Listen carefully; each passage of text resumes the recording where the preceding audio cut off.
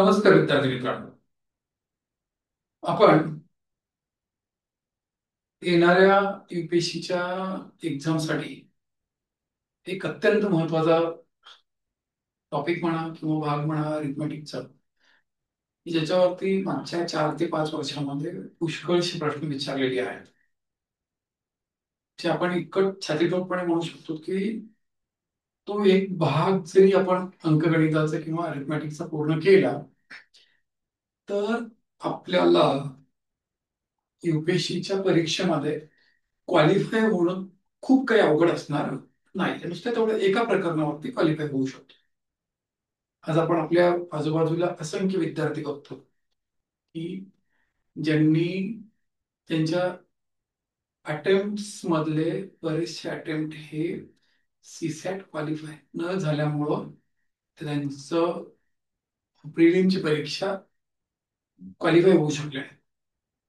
त्यांचं GSचा जो paper 1चा cut off आहे तो हे आलेल्या कट ऑफ पेक्षा खूप चांगले मार्क असतात. की काही काही विद्यार्थ्यांच्या बाबतीमध्ये तर 15-15, 20-20 मार्क जास्त आहेत. पण सीसॅट क्वालिफाय न झाल्यामुळं मेन्स लिहिता आलेली नाही. पुष्कळशा विद्यार्थ्यांची विनंती होती की हे प्रकरण की ज्याच्यावरती UPSCच्या सीसॅट अवलंबून आहे त्याच्यावरती मी लेक्चर घ्यावा असं बऱ्याचशा विद्यार्थ्यांची मागणी होती. तर ते प्रकरण आहे नंबर सिस्टीम नावाचं एक प्रकरण आहे. प्रकरण आहे नंबर सिस्टीम नावाचं एक प्रकरण. थोडीशी गल्लत अशी होते मुलांची की फक्त नंबर सिस्टीम असं म्हणाल्यामुळं लोकांना असं वाटतं की हे एकच चॅप्टर आहे. ऍक्च्युली हा एक चॅप्टर नाहीये, हा एक अरिथमेटिकचा भाग आहे की ज्याच्यामध्ये आपल्याला मिसलेनियस स्टाईलने क्वेश्चन्स विचारले जातात.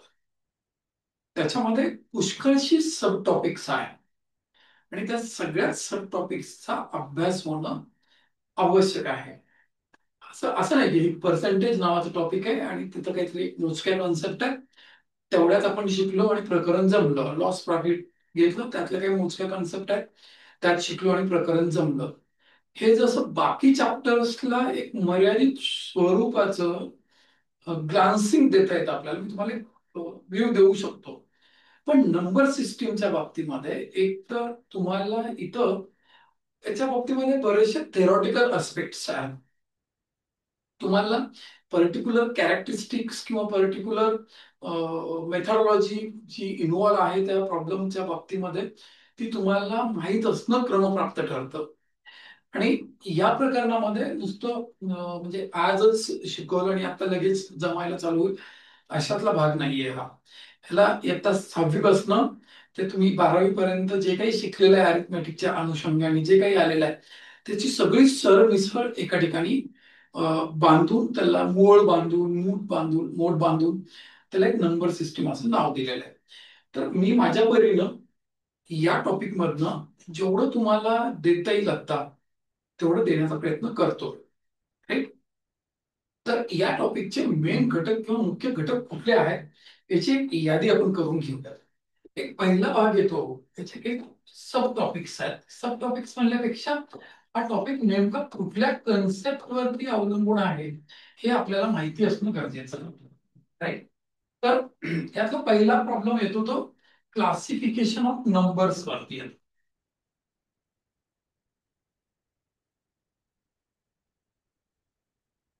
Classification of numbers. मग आता याच्यामध्ये तुमचं ऑड नंबर्स असतील, इव्हन नंबर असतील, प्राईम नंबर असतील, कंपोजिट नंबर्स असतील, ट्रायंग्युलर नंबर असतील, क्वाड्रिलॅटरल नंबर्स असतील, काही कुठल्याही जे नंबर्स जे काही पर्टिक्युलर नेचर्स आहेत अशा नंबर्सच्या वर्गीकरणावरती काही प्रॉब्लेम्स आपल्याला विचारले जातात. मेनली आपल्याला ऑड नंबर्स, इव्हन नंबर्स आणि आपण असं म्हणू की प्राईम नंबर्स याच्यावरती perfect square numbers, perfect cube numbers या कॅरेक्टरिस्टिक्स यांच्या कॅरेक्टरिस्टिक्स वरती आपल्याला बरेचसे प्रश्न विचारले जातात. राईट. याच्यातला दुसरा एक महत्वाचा घटक असा येतो क्लासिफिकेशन मध्ये डिव्हिजिबिलिटी रूल्स वरती पण काही प्रॉब्लेम्स येतात.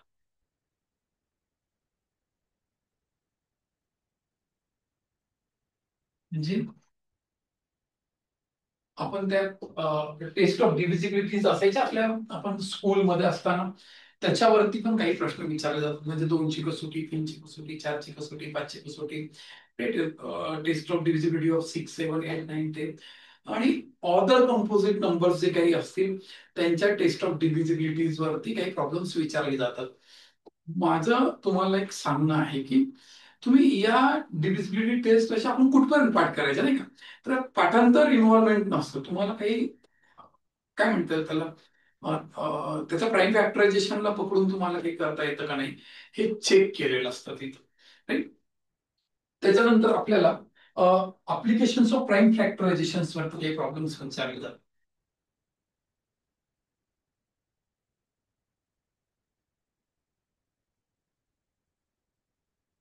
अप्लिकेशन ऑफ प्राईम फॅक्टरायझेशन म्हणजे काय बघा, की टोटल एखादा नंबर दिलाय त्याचे टोटल नंबर ऑफ फॅक्टर्स किती आहेत, त्याचे total number of odd factors किती असतील, total number of even factors किती असतील, किंवा युनिट प्लेसला 5 असणारे किती फॅक्टर्स देऊ शकतो आपण, किंवा 10 डिव्हिजिबल असणारे किती पॉसिबल फॅक्टर्स असतील, असं काहीतरी पर्टिक्युलर असं कंडिशन देऊन त्याच्या फॅक्टरायझेशनशी रिलेटेड काहीतरी प्रॉब्लेम्स विचारले जातात. ठीक, त्याला प्राईम फॅक्टरायझेशनची एक कन्सेप्ट आहे, त्याच्यावरती ते डिपेंड करतात हे प्रॉब्लेम सर्व. त्याच्यानंतर चौथा प्रॉब्लेम असा टाईप येतो आपला एलसीएम आणि एचसीएफ वरती पण काही डिपेंड करतात प्रॉब्लेम्स आपल्याकडे, एलसीएम आणि एचसीएफच्या कन्सेप्ट वरती. राईट. तर LCM and HCF and it's variation. LCM, HCF and it's variation वरती पण काही आपल्याला प्रॉब्लेम्स विचारले जातात. ही कन्सेप्ट तुम्हाला माहिती असणं आवश्यक मानलं जात. त्याच्यानंतर highest power of numbers, highest powers of a number in a given expression. आपल्याला काहीतरी एखादं एक्सप्रेशन दिलं जातं आणि सांगितलं जातं की एक पर्टिक्युलर नंबर आहे तर त्याचा हायएस्ट पॉवर किती असं, म्हणजे फॅक्टरायझेशनच्या फॉर्ममध्ये आपल्याला स्ट्रक्चर दिलं समजा 15 फॅक्टोरियल दिलं तर त्यामध्ये 5चा किती हायएस्ट पॉवर येऊ शकतो वगैरे, असल्या काहीतरी प्रकारचे प्रॉब्लेम्स असू शकतील. राईट. तर त्याच्यानंतर 6 नंबरला हायएस्ट पॉवर ऑफ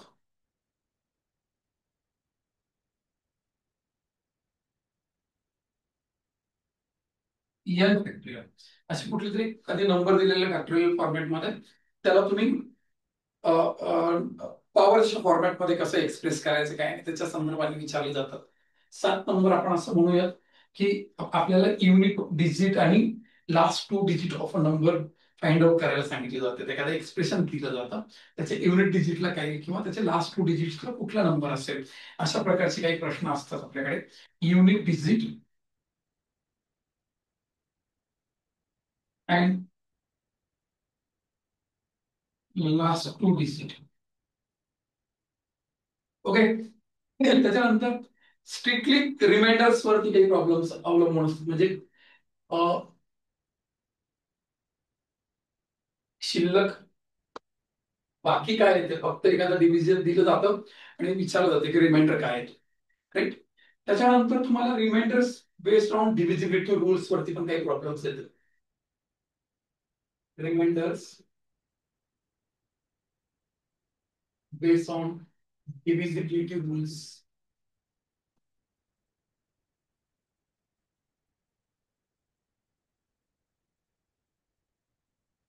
10 नंबरला तुम्हाला एक बेस सिस्टीम असते. टू द बेस म्हणजे binary system, hexadecimal system, decimal system, right. तर बेस सिस्टीम म्हणतो आपण. तर त्या बेस सिस्टीम वरती काही प्रॉब्लेम्स विचारले जातात आपल्याला.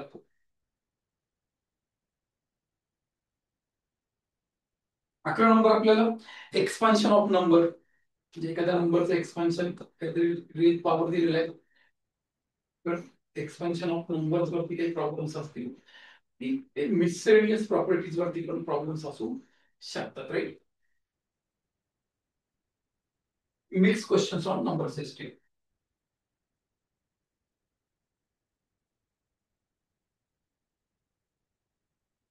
नंबर सिस्टीम असे 12-13 काय म्हणता येईल आपल्याला त्याला याचे भाग पाडू शकतो आपण. तर आता मी जे काही लेक्चर घेणार आहे तर थोडे थोडे काही प्रॉब्लेम्स या कन्सेप्टवर, काही प्रॉब्लेम्स या कन्सेप्टवर, काही प्रॉब्लेम्स या कन्सेप्टवरती असं करत करत करत करत टॉपिकला फिनिश करण्याचा मानस असेल माझा. ओके. तर आता मी आपला एक एक एक एक एक एक एक प्रॉब्लेम्स घ्यायला चालू करेल. तर ही जी लेक्चरची सिरीज असेल या पूर्ण सिरीज मध्ये हे 12ही कन्सेप्ट आपल्या अवलोकनात येतील. आपण याच्या संदर्भानच प्रॉब्लेम्स पाहणार आहोत. तर ही एक काय म्हणते हा टॉपिक तुमचं युपीएससीचं प्री डिफाईन करण्यामध्ये किंवा युपीएससीच्या प्री मधला सक्सेस डिफाईन करण्यासाठी अत्यंत महत्वाचा टॉपिक आहे. ओके. तर मग आता आपण इथे या प्रकरणातल्या प्रॉब्लेम्स वरती आपण बोलायला चालू करूया. कळलं?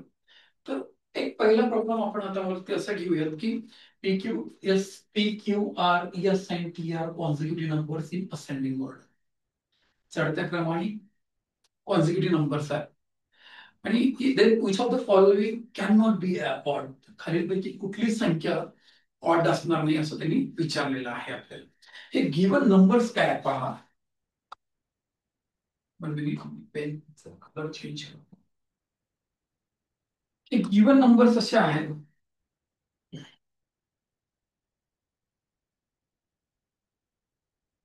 PQRS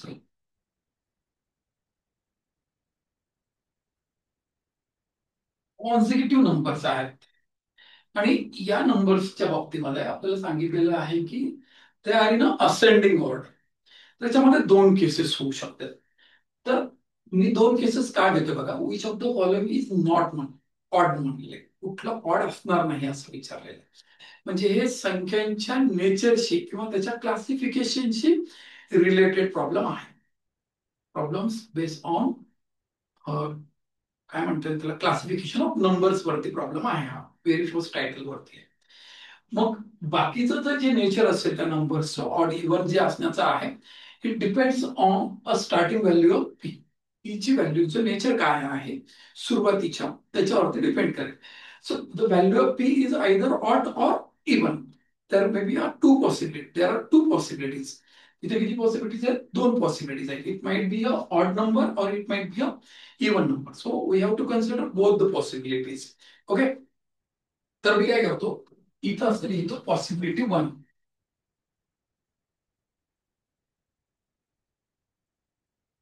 आणि ही पॉसिबिलिटी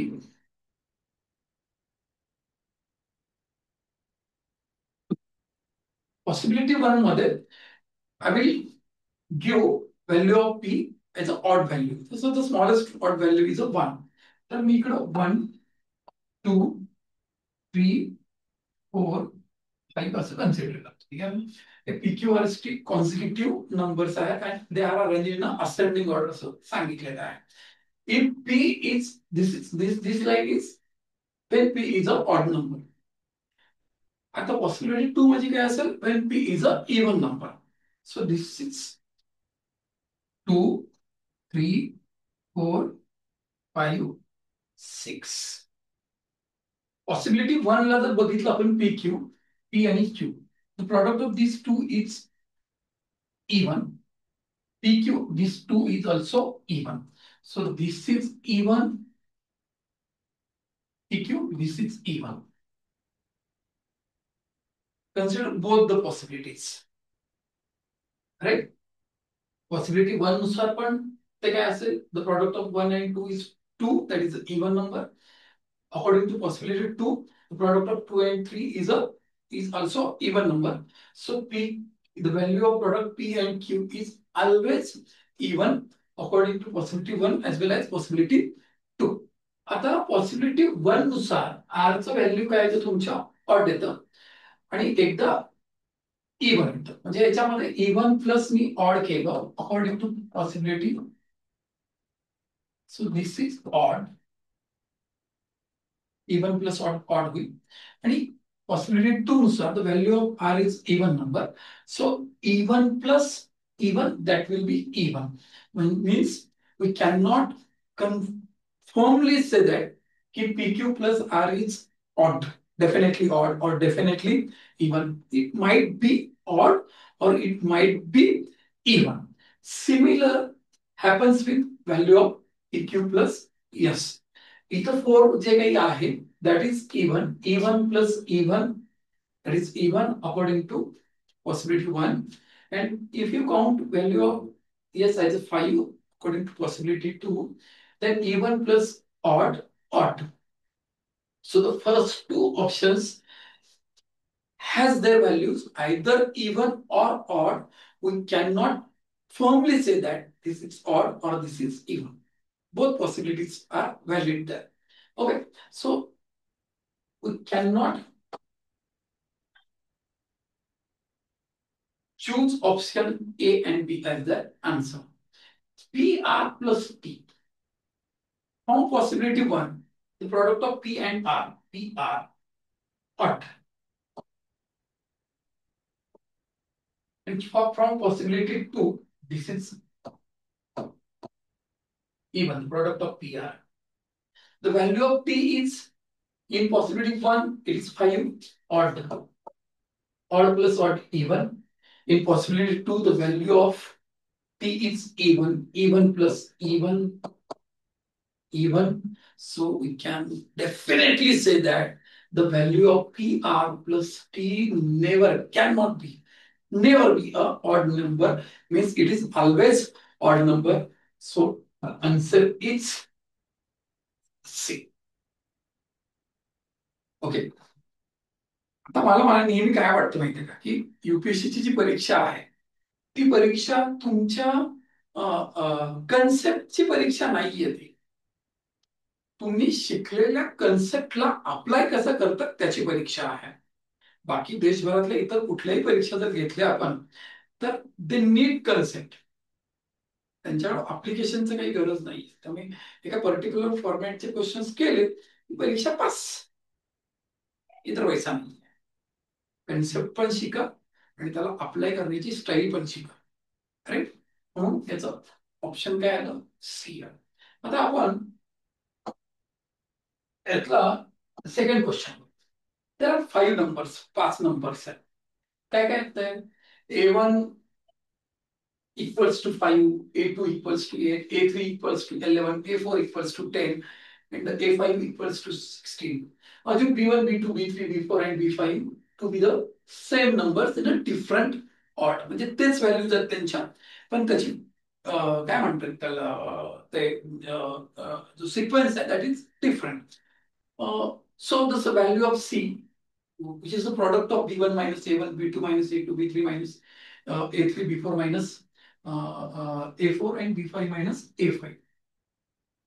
हा जो काही प्रॉडक्ट आहे त्याचं नेचर ठरवायचं आहे. Whether it is a positive, always positive, it is always even, what ever it is even or depending on the nature, असं काहीतरी बोललेलं. आता आपण बऱ्याचदा काय करतो, ते सॉल्व्ह करत असताना 5, 8, 10, 12 यांच्या व्हॅल्यूजला आपण प्रिफरन्स करत. मी तसा नाही करत. व्हॅल्यूज काय दिले तुम्हाला,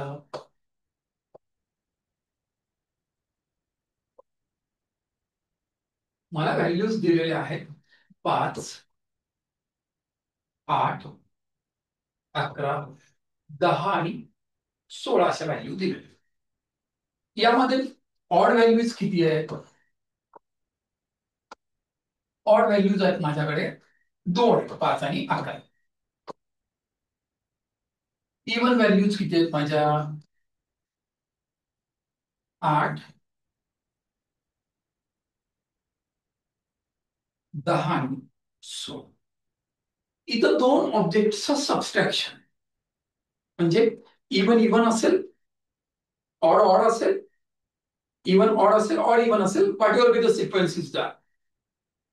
मग मी एक काम करतो, B1, B2, B3, B4, B5, B6 जे दिलेलं आहे त्याच्याऐवजी odd odd, even even even असे घेतो आणि सबस्ट्रॅक्ट केलेले पण माझ्याकडे त्याच पद्धतीने आहे. राईट, आता मी माझ्याकडे दोन ऑड नंबर्स आहेत, हे दोन्हीच्या दोन्ही ऑड नंबर्स मी ऑड मधून मायनस केले. ऑड मायनस ऑड काय होईल? माझ्याकडचे दोन ऑड नंबरला कन्सिडर करतो मी. माझ्या दोन्हीच्या दोन्ही ऑड मी इथनं मायनस केलं. ऑड मायनस ऑड काय होईल?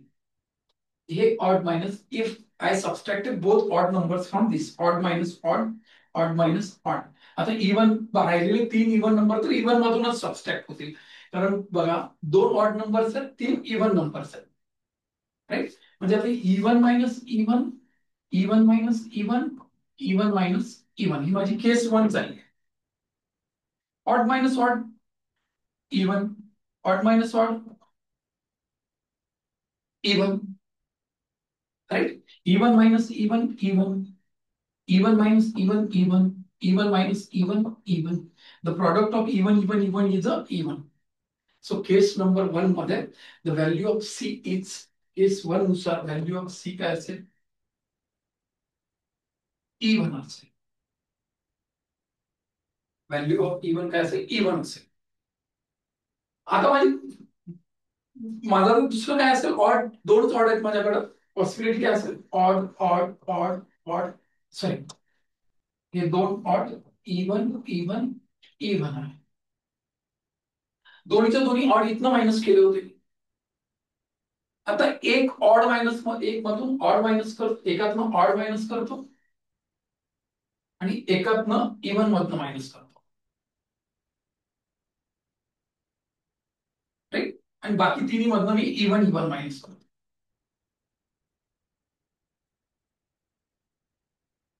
Odd minus odd, odd minus odd काय होईल? 5 मायनस 3 इवन, हे इवन आलं. Even minus odd odd, right. हे पण काय होईल? ऑड. पण हे काय होईल? इवन. हे काय होईल? इवन. एकतर दोन्हीच्या दोन्ही ऑड मधनं मायनस झाले, एकदा एक ऑड मधनं झालं, एक इवन मधनं झालं. मग काय झालं? इवन, एकही इवन नंबरने आपण ऑड नंबरला मल्टिप्लाय केले, that is even overall product even. So in this case also see become even. म्हणजे हे जी सी ची व्हॅल्यू आहे ना, इवन येणार. पॉसिबिलिटी नंबर, पॉसिबिलिटी 2 मध्ये सुद्धा काय झालं? केस 2 मध्ये सुद्धा काय झालं? The value of C is इवनच झालं. आता एक लास्ट चान्स बघतो मी, केस थर्ड. केस थर्ड मध्ये आता माझ्याकडचे जे ऑड नंबर्स होते, ते दोन्ही ऑड नंबर्स मी काय करतो? ऑड मधनं मायनस करतो. स्किप करतो एक थोडंस. जे दोन्ही केस मध्ये मला काय झालं? हे इवन इवन इवन. आता माझ्याकडचे दोन्हीच्या दोन्ही ऑड मी इवन मधनं मायनस करतो आणि हे बाकीचे सगळे इवन इवन इवन तीन इवन तीन. इथं ऑड इवन, इथंही ऑड येईल. इवन मायनस ऑड, ऑड येईल. हे ऑड येईल. Odd into odd into odd येईल. पण हा एक इवन असल्यामुळं the overall product will become even. म्हणजे केस 3 मध्ये सुद्धा सी काय झाला माझा? इवन झाला. तर माझ्याकडे मी कितीही जर कुठलो मी याच्यातले सगळे परम्युटेशन जर चेक केले मी, तर दोन्हीच्या दोन्ही इवन नंबर्स, दोन ऑड नंबर्स होते, दोन्हीच्या दोन्ही ऑड नंबर्स ऑड मधनं मायनस करून केस 1 तयार केली होती. एक ऑड मधनं आणि एक इवन मधनं करून मी केस 2 तयार केली आणि दोन्हीच्या दोन्ही ऑड नंबर्स इवन मधनं सबस्ट्रॅक्ट करून एक केस तयार करून बघितलं. In all the 3 cases the final product of this brackets which are indicated for C has always a even value. Option put आहे C is always even. So this is option. आता या प्रॉब्लेमला खूप कमी लेंथवर जर सोडवायचं असलं तर हे कसं होतं? माझ्याकडे किती होते? दोन ऑड होते, तीन इवन. दोन ऑड आणि तीन इवन. वजाबाकीचं जर आपण जुगाड लावलं तर ऑलवेज एक नंबर जो राहतो, एक एक्सेस मध्ये एक इवन नंबर आहे, एक्सेस मधला एक इवन नंबर कुणासोबत पण मल्टिप्लाय केला इवन तर ऑलवेज काय असेल? इवन असेल. एवढं सिम्पल लॉजिक होतं. एवढ्या तीन तीन केस चेक करण्याची आवश्यकता नव्हती. पण ही प्रॉपर्टी, हे कॅरेक्टरिस्टिक एक स्टडी म्हणून, अभ्यास म्हणून केला गेला पाहिजे.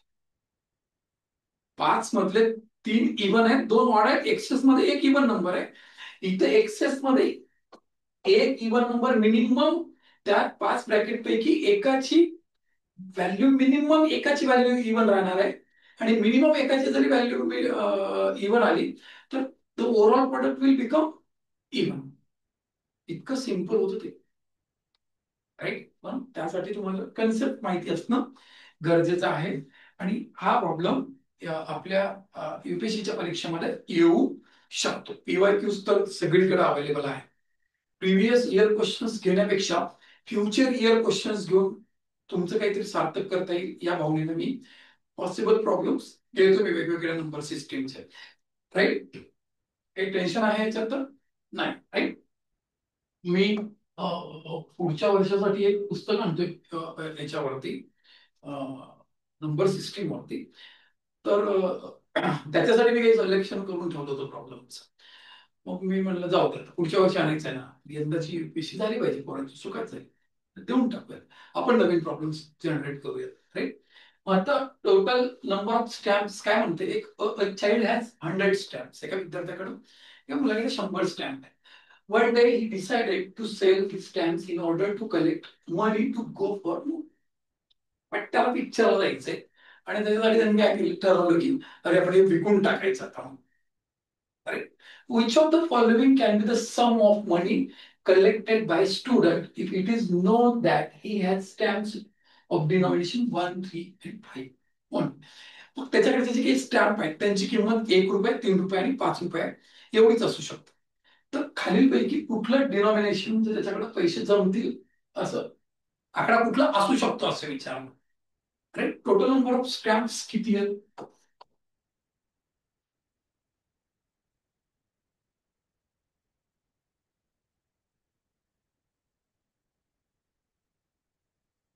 टोटल नंबर ऑफ स्टॅम्प्स आहेत 100. किती प्रकारचे स्टॅम्प्स आहेत? 3 प्रकारचे स्टॅम्प. ही decided to sell, order, collect, to go for movie. Which of the following can be the sum of money? 3 प्रकारचे आहेत. किती किती? 1 रुपयाचा, 3 रुपयाचा आणि 5 रुपयाचा, राईट.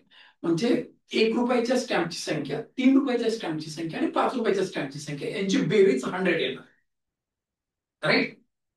आता बघा याच्यामध्ये ते 100ला काही व्हॅल्यू कशा पद्धतीने विचार करायचा सांगतो मी.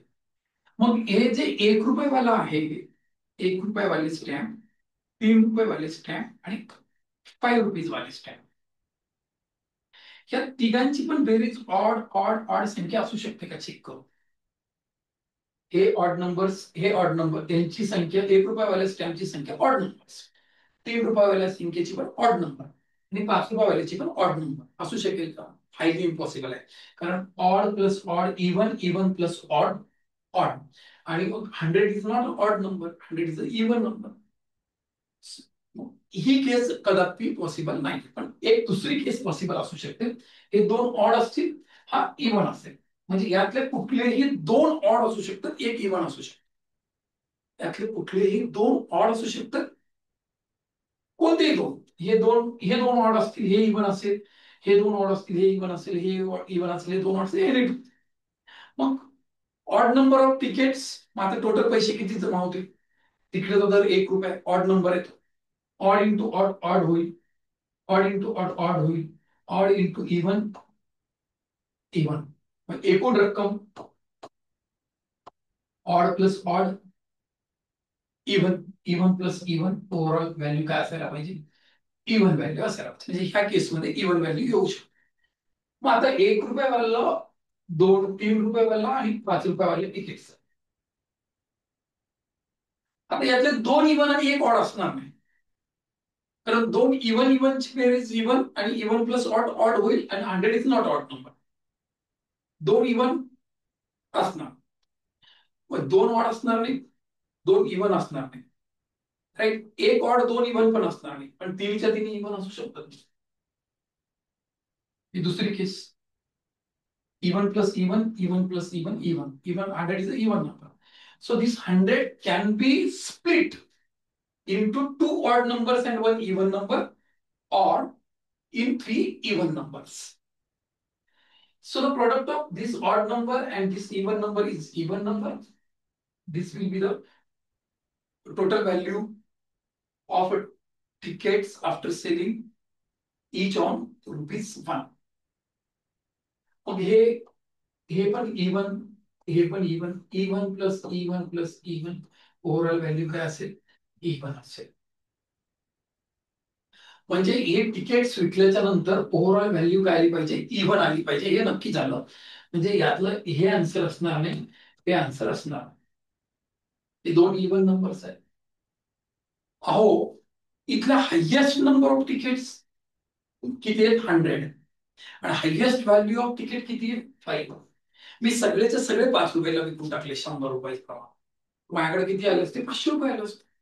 ₹502 येण्याचा प्रश्नच नाही ना. हायएस्ट एकदम कमीत कमी माझ्याकडे किती रुपये येतील? ₹100 येतील. ₹1 एक कमीत कमी तिकीट, 100 एक तर 100, ₹100 येतील. हायएस्ट रेंजला किती येतील? 500 येतील. म्हणजे the value after selling all the tickets, the denomination of ₹1, 2, 3 and 5 is in the range of 100 to 500. So 500 to is beyond that range. So this is not possible.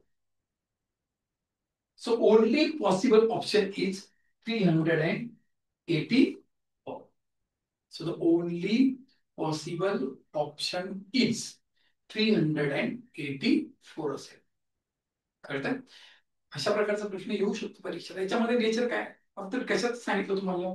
Classification of number वरच चाललंय. Odd इव्हनच्या characteristic वर चाललंय ना. याच्या आधीचे पण problems 2 solve केले आपण ऑड इव्हनच्याच कॅरेक्टरिस्टिक्स वरती चेक करतोय. राईट? त्याच्यानंतरचा problem, which of the following is a prime number? असा खाली कुठला प्राईम नंबर आहे असं चेक करायला सांगतो. ओके, आता प्राईम नंबर्सच्या बाबतीमध्ये काय असतं तुम्हाला सांगतो की prime number is in the form of 6k + 1 or 6k - 1. हे लिहितोस prime number. It is in the form of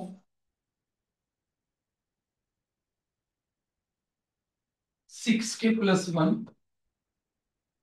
or 6k - 1. काय होतं? असलं काहीतरी लक्षात ठेवायला कठीण जातं. मी आपल्या गावठी भाषेत सांगतो. मूळ संख्येला म्हणजे prime नंबर्सला when you divided by 6, it gives remainder either 1 or 5. 6च्या पुढच्या तुम्ही जर मूळ संख्या बघितल्या तर त्याला तुम्ही 6 जर डिवाइड केलं तुम्ही तर that will give either remainder either 1 or remainder either 5. Right?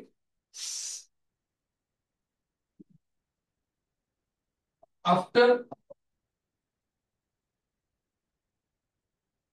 division by 6 to any prime number greater than 5 gives remainder either 1 or 5. 5 पेक्षा मोठी, 5च्या पुढच्या कुठल्याही मूळ संख्येला तुम्ही 6 न भागलं की तुम्हाला एकतर बाकी 1 भेटते किंवा एकतर 5 भेटतात. राईट? आणि आणखी एक टेस्ट अशी आहे की एखादा आपल्याला प्राईम नंबर दिलेला आहे तर त्या प्राईम नंबर पेक्षा लहान परफेक्ट स्क्वेअर नंबर चॉईस करायचा, लेस दॅन दॅट नंबर, आणि त्याचं स्क्वेअर रूट घ्यायचं. आणि below that value of square root जेवढे काही प्राईम नंबर्स आहेत त्याच्याने त्याला भाग जातो का चेक करायचं. नाही गेला तर that is a prime number.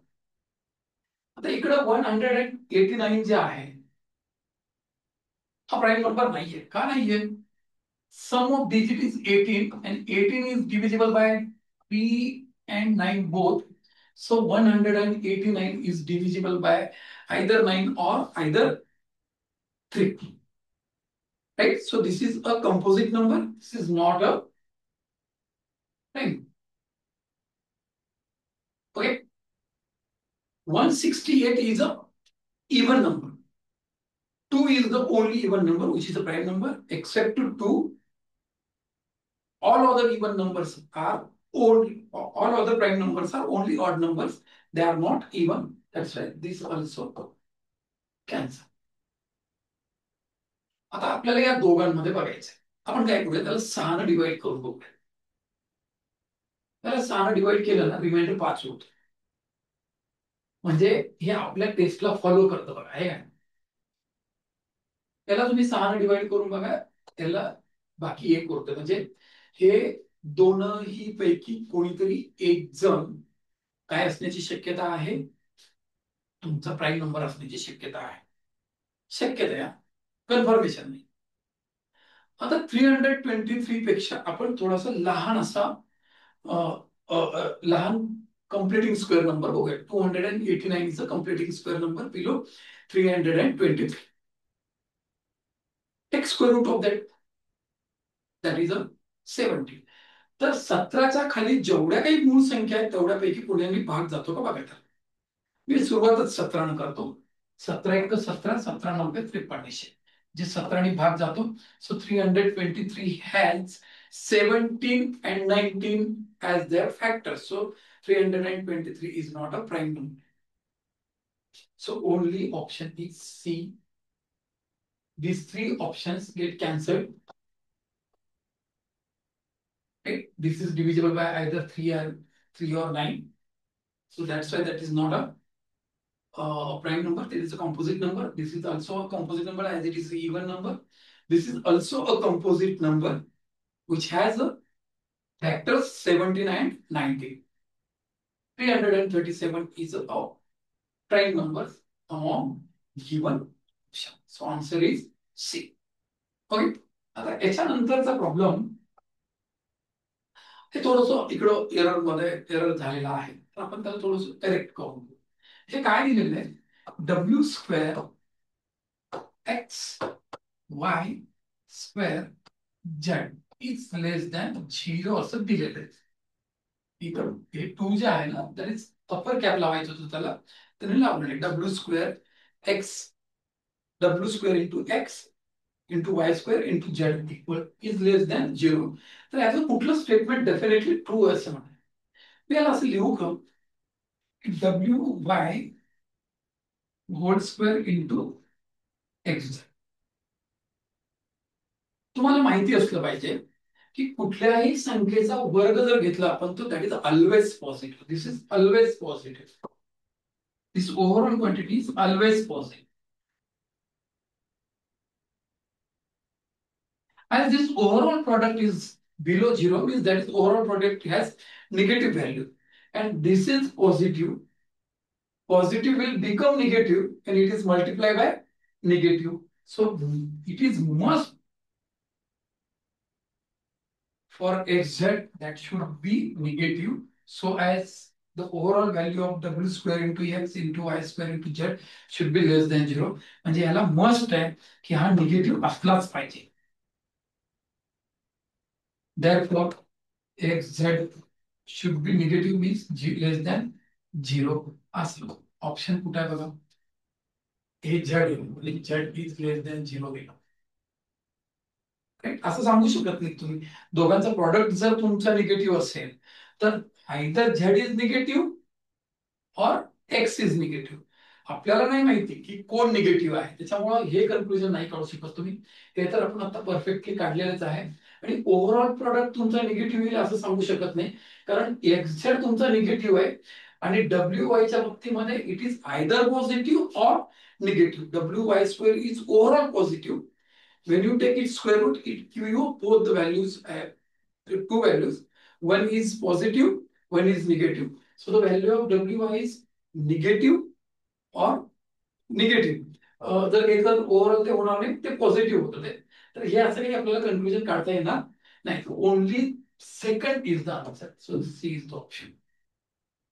इथं सुद्धा तुम्हाला काय माहिती असलं पाहिजे होतं हे स्क्वेअर रूट म्हणजे कुठल्याही संख्येचा स्क्वेअर जर घेतला आपण तर दॅट इज ऑलवेज पॉझिटिव्ह असतो.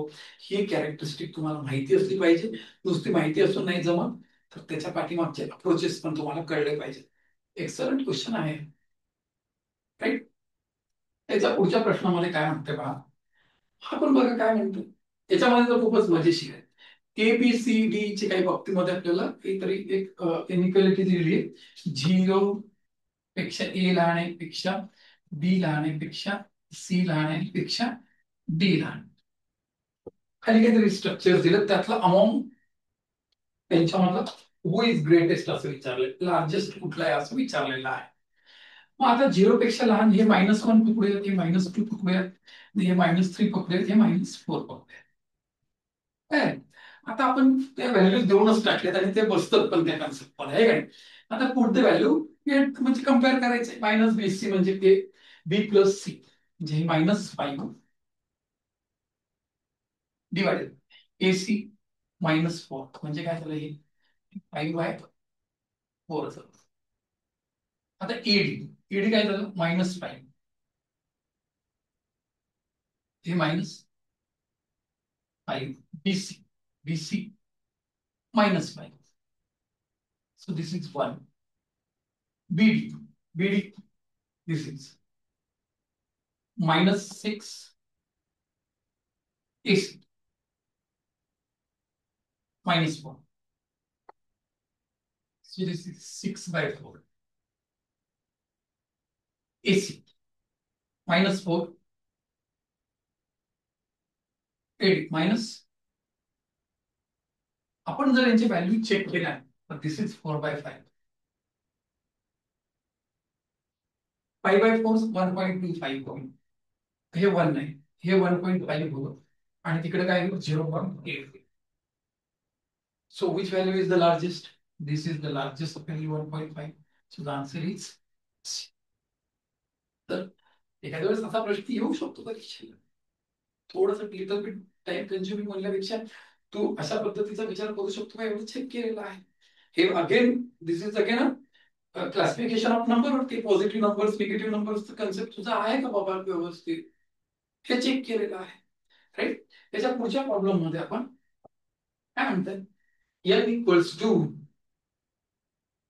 n equals to 0.A1 A2. हे A1 आणि A2 आर सिंगल डिजिट्स आहेत ना. हे पण एक सिंगल डिजिट दाखवते, हे पण एक सिंगल डिजिट दाखवते. असं डोळ्याला 4 दिसत असतील तुमच्या, ते 4 नाहीयेत, ते 2 सिंगल डिजिट्स आहेत. कन्सिडर करा हे A1 म्हणजे काहीतरी 0.X आणि Y आहे. हा रिकरिंग डेसिमल फ्रॅक्शन आहे. त्या रिकरिंग डेसिमल फ्रॅक्शनला प्युअर रिकरिंग डेसिमल फ्रॅक्शन आहे, त्याला आपल्याला वर्गर फ्रॅक्शन मध्ये किंवा आपल्या व्यवहार्य अपूर्णांकामध्ये बदलायचं आहे. त्याचं कन्वर्जन काय होईल, XY बार मध्ये दोघं जण आहेत, दोघांचे 99. Right? By what number should n be multiplied to get an integer? आता याला कशाने नंबरला डिवाइड, आता याला डिवाइड करायचं तर एक तर तुम्हाला 99 न मल्टिप्लाय करावं लागेल किंवा 99च्या मल्टिपल्सनी मल्टिप्लाय करावं लागेल. म्हणजे तुम्ही एक तर 198 न मल्टिप्लाय करा, 297 न करा, 396 न करा, 490 5 न करा, तुमची मर्जी. 99च्या मल्टिपल मध्ये कशाने पण करा तुम्ही, म्हणजे 99 न भाग केला पाहिजे त्याला. मग यातला कुठला ऑप्शन आहे, 100 तर तिथं येणार नाही, 98 पण येणार नाही, 199 पण नाही, 198 आहे, 198. राईट. म्हणजे तुला काय कन्सेप्ट माहिती पाहिजे होती, तुला डेसिमल फ्रॅक्शन्स किती प्रकारचे आहेत आणि त्याचं वर्गर फ्रॅक्शन मध्ये कन्व्हर्शन कसं केलं जातं हे माहिती पाहिजे तुला, राईट. आणि त्याच्या कन्सेप्ट वरती थोडस तू असं केल्याच्या नंतर तुला हे कळलं पाहिजे की याला आता इंटिजर फॉर्मॅट मध्ये आणायचंय. इंटिजर फॉर्मॅट मध्ये आणायचं म्हणजे तुला डिनॉमिनेटर 1 पाहिजे. तुझं डिनॉमिनेटर 1 आणायचं म्हणजे वरती मिनिमम 99 एक 99 तरी पाहिजे ना खाली भेटण्यासाठी. मग एकतर 99 पाहिजे वरती मिनिमम, किंवा मल्टिपल ऑफ 99 पाहिजे. 99ची दुप्पट, तिप्पट, 4पट, 5पट, 6पट काही पण पाहिजे. आपण ते लिहून बघितलं, ऑप्शन चेक केले, आपल्याला 198 दिसला, आपण म्हटलं आन्सर देऊन टाकलं, राईट. ह्याच्या पुढच्या उदाहरणामध्ये आपण द डिजिट 7 डिजिट नंबर आहे AB 151 AB, where AB is are positive single digits आहेत, म्हणजे एक 0 ते 9 पर्यंतचे कुठलेही डिजिट्स आहेत ते, पण ए शून्य असणार नाही, कारण ते 7 डिजिट म्हणल्याच्या नंतर ए ला काहीतरी व्हॅल्यू असली पाहिजे, बी शून्य असू शकतो. Right. It's completely divisible by 12. ते 12 ने डिव्हिजिबल होणार आहे. The smallest value of A and B is A plus B. Smallest, एकदम लहानात लहान व्हॅल्यू पाहिजे. आता हे 12च्या बाबतीमध्ये काय होतं माहितीये, ए A B 1 5 1 A B. Right. Okay. आणि आपल्याला स्मॉलेस्ट व्हॅल्यू करायची कशाची, ए ए बी ए बी. ह्या 12चे फॅक्टर्स काय पडतात, 3 आणि 4. म्हणजे हे मस्ट आहे तुमच्यासाठी की तुम्ही त्या एबीचं जे ह्यातले जे काही डिजिट्स आहेत त्यांच्या समला कशाने भाग गेला पाहिजे, तुमच्या 3 भाग गेला पाहिजे. राईट. आणि हे लास्ट 2 डिजिट जे काही असतील त्याला तुमच्या कशाने भाग गेला पाहिजे, 4 भाग गेला पाहिजे. मग काय होतं, 5 आणि 1 6 आणि 7 झालं. ओके. आता हे एबी एबी म्हणजे हे ट्वाइस ए प्लस बी. आता ही जे काही व्हॅल्यूज येईल त्याला कशाने भाग गेला पाहिजे, तुमच्या याच्याने भाग गेला पाहिजे, 3 भाग गेला पाहिजे. पहिल्यांदा ऑप्शन 3 ठेवतो याच्यामध्ये, ए अधिक बी ची व्हॅल्यू असेल स्मॉलेस्ट, 3 ठेवून दिलं. 3 1 3 2 6 7 आणि 6 13. 13ला 3 भाग जा, हे 3 ठेवलं, 3ला धरून 13 आलं. 13 is not divisible by 3, so 33 is not possible. मी इथं 4 ठेवलं, मी 4 2 8 आणि 7 15. 15 इज डिव्हिजिबल बाय 3. ओके. काय अडचण नाही. आणि इकडे मी 2 ठेवलं, मी ए ची व्हॅल्यू, 2 2 4 आणि 7 11. 11 is not divisible by 3, so this is not possible. मी तिकडे 7 ठेवलं, 7 2 14. हे 21 आलं. 21 इज डिव्हिजिबल बाय 3.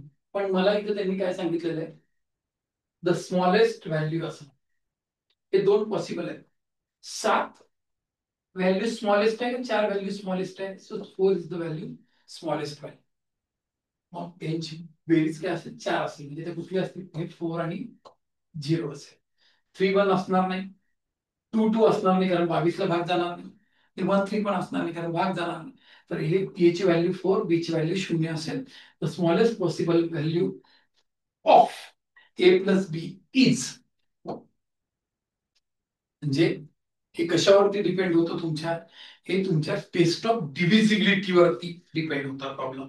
याच्या आधीचा सुद्धा कशावरती डिपेंड होता तुमचा, हा नव्हता टेस्ट ऑफ डिव्हिजिबिलिटीवरती, हा टेस्ट ऑफ डिव्हिजिबिलिटी होता, तो क्लासिफिकेशन ऑफ नंबर्स वरतीच होता. म्हणजे पहिल्या 7 प्रश्नांपर्यंत आपण क्लासिफिकेशन ऑफ नंबर्स वरती प्रॉब्लेम्स बघितले.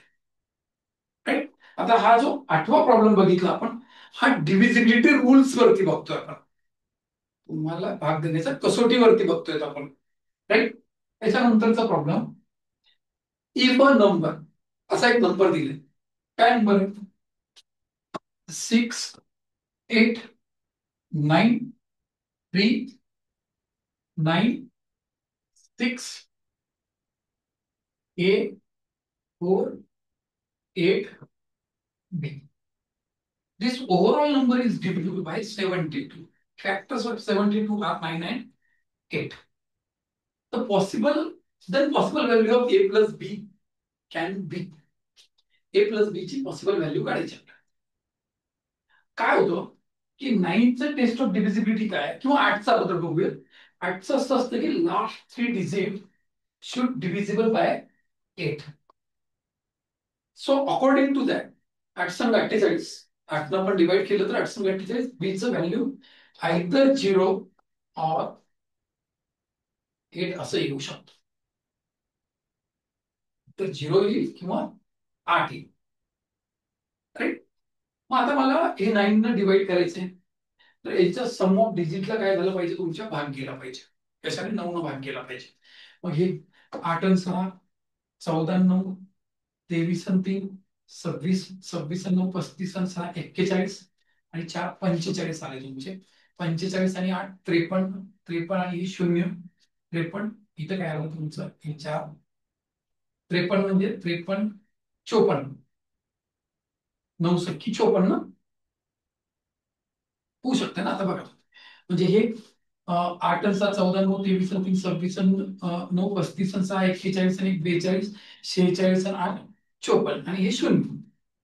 54ला 6 भाग 9 भाग जातो. सो दिस नंबर 689396 ह्या याच्या जागी 148 आणि 0 असं काउंट केलं आपण तर त्याला कशाने भाग जातो. 9 पण जातो आणि 8 पण जातो. So that is divisible bye काय म्हणता येईल आपण त्याला 9. आता आपण एच्या ठिकाणी व्हॅल्यू बघूया. राईट. मग इथं 8 आहे तर मग हे 6 आणि 8 14. 14 आणि 9 किती झाले तुमचे 23. 26 26 आणि 3 26 आणि 9 35 35 आणि 6 41 41 आणि 4 45 45 आणि 8 53 आणि 8 61 झाले तुमचे. किती झाले 61 झाले. तुम्हाला काय करायचंय 9 न भाग जाणार आहे. 9च्या पुढचे 9 फक्त 63 म्हणजे हे पण एक पॉसिबल व्हॅल्यू आहे. Right.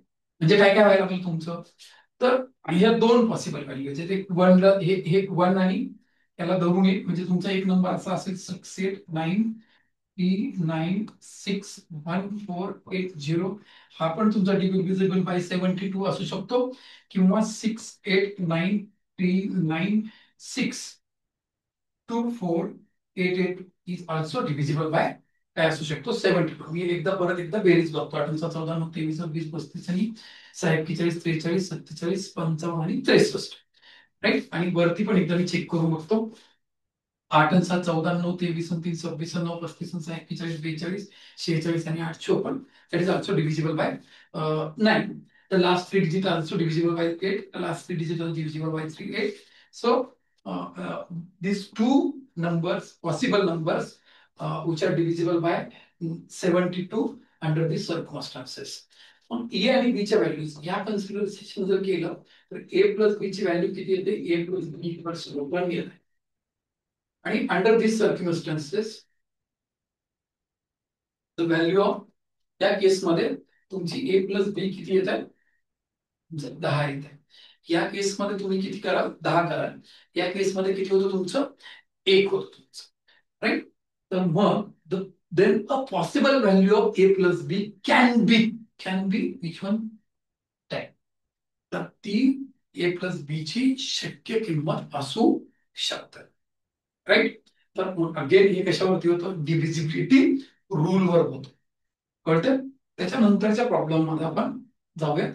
336 A B 5 is a 5 digit number divisible by 2 2 5. तर 2 2 5 चे मजेशीर गंमत काय माहितीये का आपण या 2 2 5 चे फॅक्टर्स करतात 25 इंटू 9 आणि 25 च्या बाबतीमध्ये काय होईल युनिट प्लेसला जर 5 असेल तर दिस बी हॅज व्हॅल्यू आयदर 2 और 7. म्हणजे या बी ची किंमत एकतर 2 असेल किंवा एकतर 7 असेल. राईट. आता आपल्याला 9 न डिवाइड करायचं तर आपण हे एक नंबर आपल्याकडे असा होऊ शकतो 3 6 2 5. आता याची किंमत चॉईस करायची आपल्याला तर ह्या सम ऑफ डिजिट्सला 9 न डिवाइड झालं पाहिजे. हे सम ऑफ डिजिटला 9 न डिव्हिजिबल असलं पाहिजे. 6 3 9 2 11 आणि 5 16 म्हणजे किती आलं 2 16 2 18 18 divisible by 9. So this number is divisible by 225. Similar 8 3 6 7 5 इथलं डिजिट फाइंड आउट करायचंय. हे 9 7 16 5 21. 21च्या पुढं 9 न भाग जाणारी संख्या 9 त्रिक 27. 21 पासून 27 6 दूर आहे म्हणतो हे 6. म्हणजे ए बी च्या पॉसिबल व्हॅल्यूज काय दिस implies possible values of AB is either 22 or either 67. 22 or 67 असं दोन्ही मिळून काय होईल आयदर 1 or 3 असं त्याचं आन्सर असू शकतं. ह्या प्रॉब्लेम परीक्षेला येऊ शकतो. याच्यावरती क्वेश्चन विचारू शकतो तिकडे आपल्याला. कळतं? याच्या पुढच्या उदाहरणामध्ये आपण असं म्हणू शकतो का बघा, there is a 6 digit number of the form a असं 3 वेळेस असं ए ए ए ए ए ए असं 6 वेळेस, 1 2 3 4 5 6 वेळेस रिपीट डिजिट आहे. How many number exist such that they are divisible by 63? आता हे नंबर 63 ने डिवाइड झाला पाहिजे. तर 63च्या बाबतीमध्ये आपल्याकडं हे 9 आणि 7, 9 जा 63, 9 7 63 असं असेल. राईट? आता हे 9 7 63 असेल तर याचं काय होतं पहा, की अगोदर आपण 9 ची डिव्हिजिबिलिटी टेस्ट करू. हे जर 1 1 1 1 1 1 असतं तर टोटल सम किती झालं असतं? 6. राईट? हे 1 डिजिट 1 नसतं तर सम ऑफ डिजिट किती झालं असतं? 6. And this 6 is not divisible by 9. That's why that number is not divisible by 9. If each digit is of 2, the sum will become 12. So the 12 is not divisible by 9. That's why that is not divisible by 63. If the sum each digit is 3, then the total sum will be 18. That 18 is divisible by 9. So there may be a possibility that it is divisible by 63. एक possibility आहे. त्यातल्या 9 भाग जातो. मी आता मी काय करतो, 3 3 ठेवून देतो मी आणि मी एकदा चेक करून बघतो की 7 भाग जातो. 7 चोक 28, 4 उरलं. 7 सक्कम 42, 1 उरलं. 7 1 7, 6 उरलं. अरे सॉरी यार, 7 चोक 28, 4 उरलं. 7 सक्कम 42, 1 उरलं. अरे नाही, 7 चोक 28, 5 उरले राजा. 7 7 49, 4 उरलं. 7 सक्कम 42, 1 उरलं. 13, 7 1 7, 6 उरलं. 7 9 63. म्हणजे 3 3 3 3 3 3 नंबर हा काय होतो? Divisible by 9 as well as 7. That's why it is divisible by 63. आता याच्या मल्टिपल मधला कुठलाही अंक आला तर आपण वर्कआउट करू शकतो. याच्या मल्टिपल मध्ये 3च्या पटीमध्ये 6 6 6. As this is divisible by 63, right? This is also divisible by 63 कारण त्याचा ट्वाइस आहे. आपण आणखी याचं तर 9 9. This is also divisible by 63. So possible numbers किती आहेत, असे शक्य नंबर्स किती आहेत त्यांनी काय विचारलं? हाऊ मेनी नंबर एक्झिस्ट, असे किती नंबर एक्झिस्ट असू शकतात. हा पहिला नंबर एक्झिस्ट आहे, हा दुसरा आहे, हा तिसरा आहे. असे किती नंबर एक्झिस्ट आहेत? असे एकूण 3 नंबर्स काय असतील तुमचे एक्झिस्ट असतील. अशा पद्धतीने विचार करायचं सांगितलेलं आहे. Again this is a problem on divisibility. Test of divisibility वरती हा प्रॉब्लेम होता तुमचा. राईट? मग आता इकडं how many numbers are less than or equal to 1200 which are not divisible by 2 3 or 5? असा प्रॉब्लेम. 1200 किंवा 1200 पेक्षा लहान अशा किती संख्या आहेत की ज्याला 2 3 आणि 5 यांच्यापैकी कशानं भाग जाणार नाही? हायेस्ट बाउंड्री कोण आहे? Highest boundary 1200. हा प्रॉब्लेम बघता क्षणी आपल्याला असं वाटतं की नंबर सिस्टीम आहे, त्याच्यामध्ये नंबर सिस्टीम आणि व्हेन डायग्राम असं दोन इन्व्हॉल्व आहे. कसं होतं तुम्हाला सांगतो. तुम्ही 2 ने भाग जाणारे किती असतील? Divisible by 2.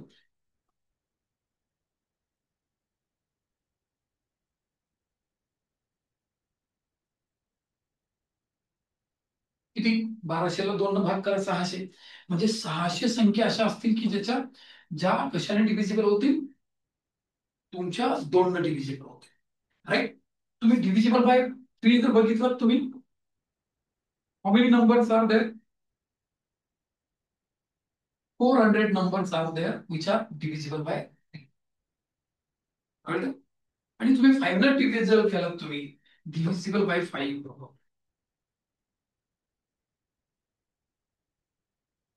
तर ते किती असतील? 240 असतील. राईट? पण 2 आणि 3 अशा दोघांनाही डिव्हिजिबल असणारे असतील ना? 2 आणि 3 या दोघांनाही डिव्हिजिबल असणार आहे. म्हणजे divisible by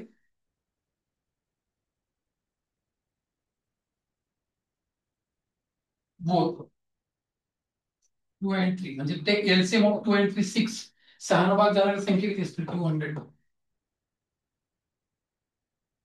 divisible by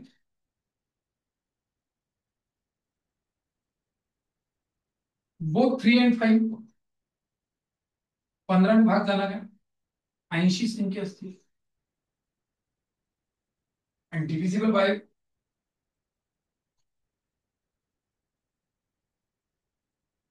both 5 and 2.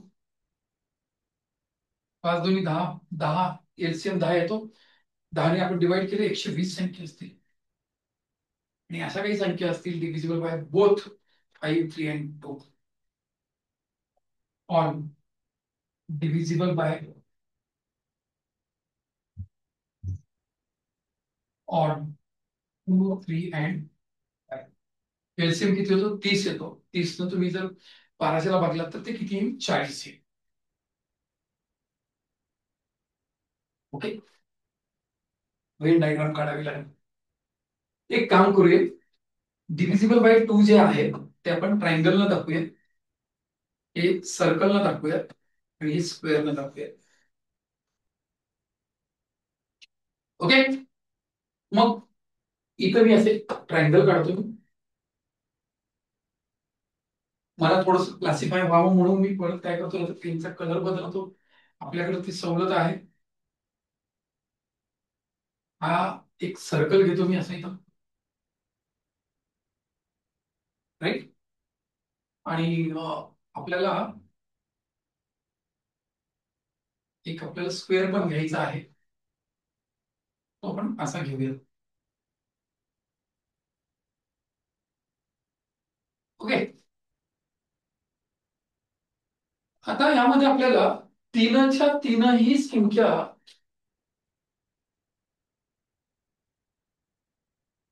तीनही न 2 न 3 आणि 5 न ट्रायंगल आपण कशाने दाखवलेले आहे? हे ट्रायंगल डिव्हिजिबल बाय 2 दाखवलेलं आहे. सर्कल कशाने दाखवलेलं आहे? पण डिव्हिजिबल बाय 3 न दाखवलेला आहे. आणि हा जो स्क्वेअर आहे तो दॅट इज डिव्हिजिबल बाय 5 दाखवलेला आहे. 2 3 आणि 5. एकच मिनिट, पेनचा कलर चेंज करतो मी. तसा कलर बघूया तुला चांगला असेल.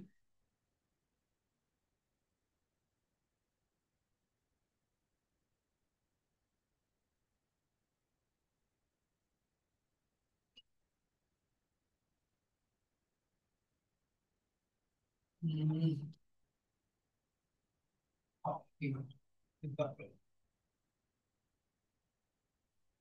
राईट, इथं आपण इथं 2 घेतलं. 2 न डिव्हिजिबल होणार आहे ते. एक सर्कल मध्ये आपण 3चं डिव्हिजिबल दाखवलेलं आहे आणि इथं 5 न डिव्हिजिबल दाखवलेलं आहे. राईट, आपल्याला तीनही ना डिव्हिजिबल होणारे किती नंबर्स आहेत? 40 आहेत. कॉमन पोर्शन इथं 40 चा दाखवलेला.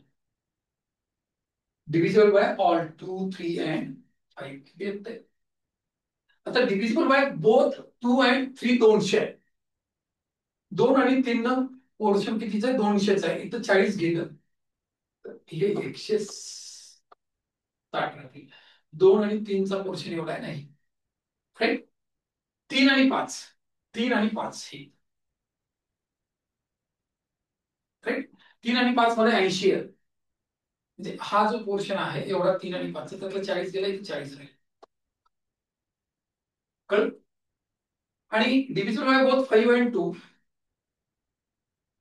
हा भाग असा, तो किती आहे? 120 आहे. त्यात 40 गेले तर 80 राहील. आता 2 न डिव्हिजिबल किती आहेत? 600 संख्या आहेत. त्यातले इथं 280 गेले. 600 मधले 280 गेल्यावरती तर 320 शिल्लक राहतात. किती शिल्लक राहतात? 320. हा पूर्ण सर्कल कितीचा आहे? 400चा आहे. त्या सर्कल मध्ये हे 240 आले, ते 160 होईल. हे कितीचं आहे? 240चा आहे. त्यातले इथं 160 गेले, हे 80. म्हणजे तुम्ही जर विचार केला थोडस नीट, तर ह्या डिव्हिजिबल असणारे किती आहेत?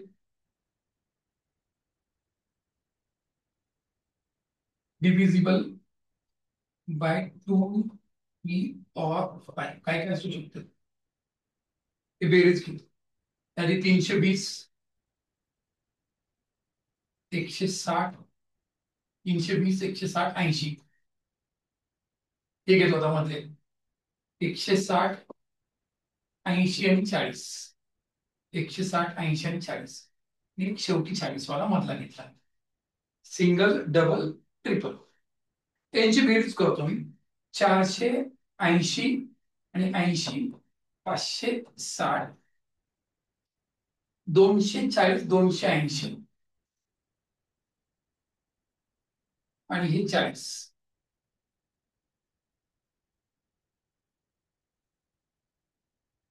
ओके.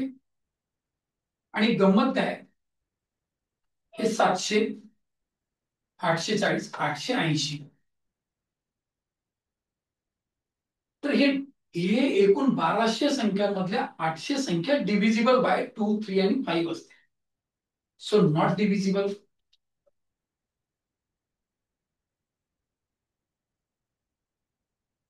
1200 मधनं 880 गेली, 320 असते. So this is also. कळतंय. म्हणजे या प्रॉब्लेम मध्ये क्लास वापरला, एकदम वरचा क्लास आहे. कळते काय. एक मस्त प्रॉब्लेम आहे. काय केलेलं आहे की यामध्ये तुम्हाला त्यांनी सांगितलेलं आहे की बच्चू, तुला वेन डायग्रामचा वापर करायचा आहे, नुसती तुला टेस्ट ऑफ डिव्हिजिबिलिटीज माहिती असून चालणार नाही. तुझं डिव्हिजिबिलिटीच्या नॉलेजशी मला काहीही देणं घेणं नाही, असं त्याला इथं काय करायचंय, सुचवायचं आहे. राईट. मुद्दाम असं थोडंसं बाजूला झालंय, म्हणजे स्क्रीन पास करून तुमची लिहिण्याची इच्छा असेल तर तुम्ही लिहू शकतो. राईट. आता युपीएससी साठी इम्पॉर्टंट आहे. फ्युचर इयर क्वेश्चन मध्ये आपण काउंट करू शकतो त्याला, हे काय. त्याच्या पुढच्या प्रश्नामध्ये काय सांगितलेलं आहे, find the smallest number with which we should divide 2880 to get a perfect square. कुठल्या लहानात लहान संख्येने डिवाइड केलं तर त्याला परफेक्ट स्क्वेअर होतं असं म्हणतात. This is a concept of prime फॅक्टरायझेशनच्या कन्सेप्टवरचा प्रॉब्लेम आहे. राईट. मी आता काय करतो, प्राईम फॅक्टरायझेशन हे 2800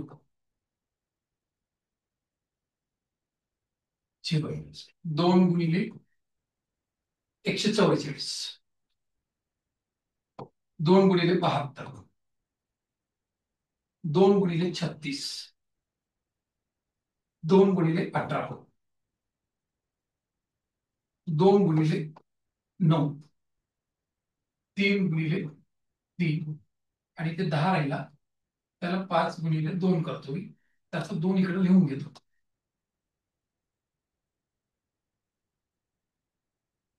तर 2 2 4, 2 8, 2 16, 2 32, 2 32, त्रिक 96, त्रिक 288 आणि 10 बरोबर. राईट. म्हणजे हे काय झालं, 2चा कितवा घातांक आहे, 2 मोजतो, 1 2 3 4 5 6, 2चा 6वा घातांक, 3चा वर्ग इंटू 5चा पहिला घातांक. आता मला परफेक्ट स्क्वेअर नंबर पाहिजे. So I can express this 2 raised to 6 as a 2 raised to 3 raised to square. This is a perfect square. 3 square is already perfect square. So 5 raised to 1 is not a perfect square. This is not a perfect square.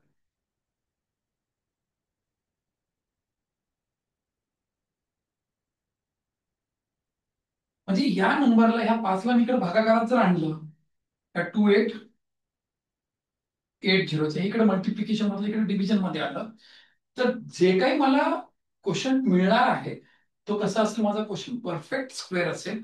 तर मी कमीत कमी लहानात लहान या 2880 ला कशाने divide केलं पाहिजे की so as I will get a perfect square number. तर हा 5 असेल. When I will divide 2880 by 5, the question is a perfect square number. So answer is, answer काय असेल, त्याचा आन्सर किती असेल, 5 असेल. कळतंय?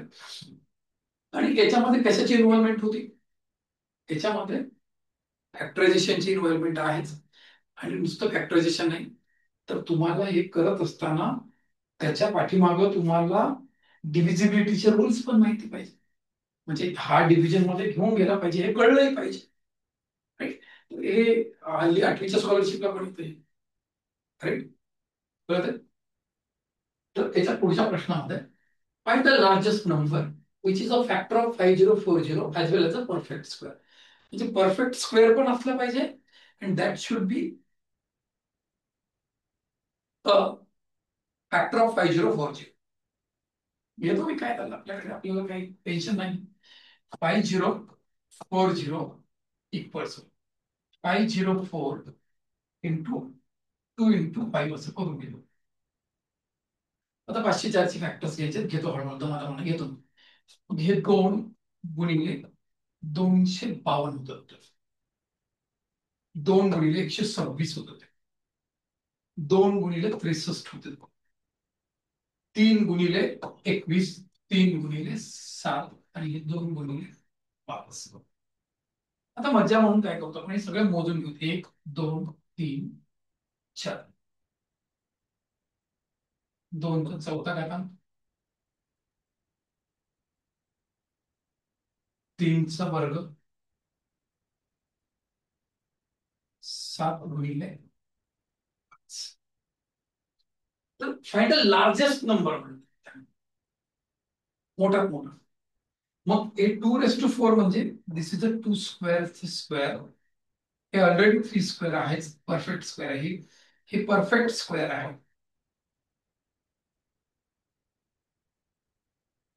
हे नाही परफेक्ट स्क्वेअर. मग कशाने डिवाइड केलं, find the largest number which is a factor, म्हणजे फॅक्टर आहे. तर मग हे ह्याच्यातनं जो काही नंबर जन्माला येईल, दॅट इज अ काय म्हणते, largest factor of 5040 as well as a perfect square. म्हणजे 2चा कितवा घातांक आहे, चौथा घातांक आहे.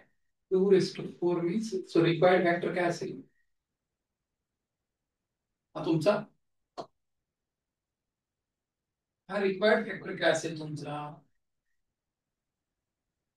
2 to 4 into 3 square means this is 16 into 9.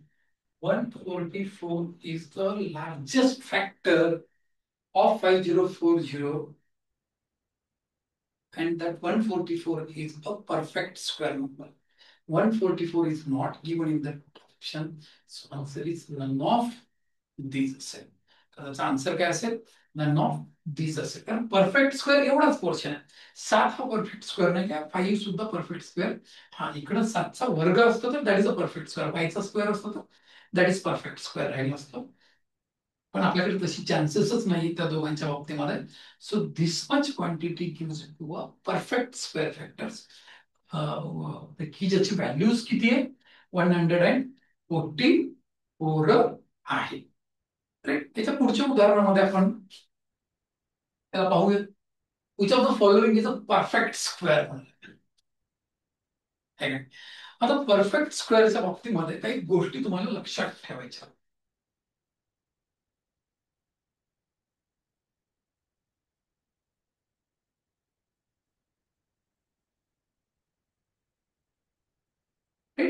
तर परफेक्ट स्क्वेअर नंबर जो असतो ना, त्याच्या युनिट प्लेसला 2 3 7 आणि 8 हे नंबर नसतात. 2 3 7 and 8 never at a unit place.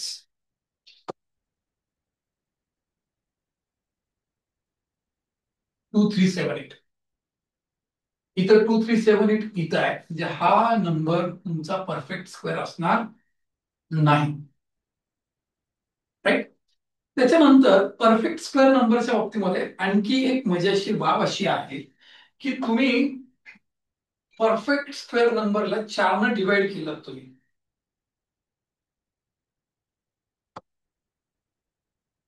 Perfect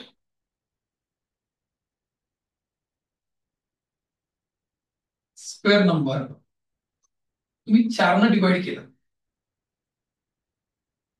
तर त्याचं जे रिमाइंडर येतं ना,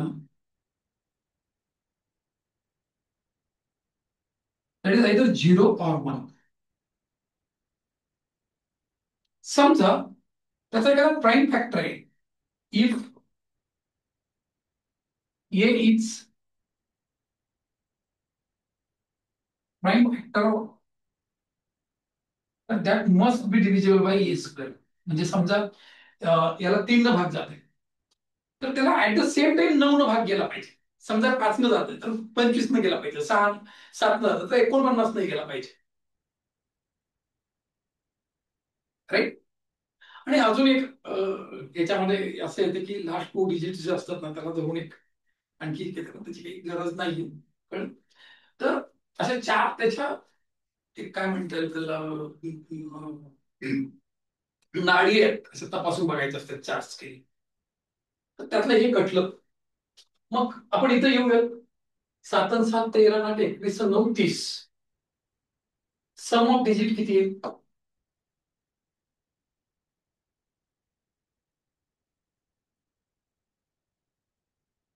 सात आणि 7 13 8 21 9 30. दिस इज डिव्हिजिबल बाय, हे सम ऑफ डिजिट या या पर्यायाच्या बाबतीमध्ये सम ऑफ डिजिट किती होतं? 30 होतं. सॉरी, इथं सम ऑफ डिजिट किती होतं? 30 होतं. This sum of digit is divisible bye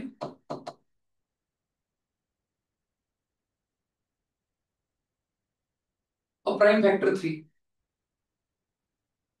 At the same time, that must be divisible by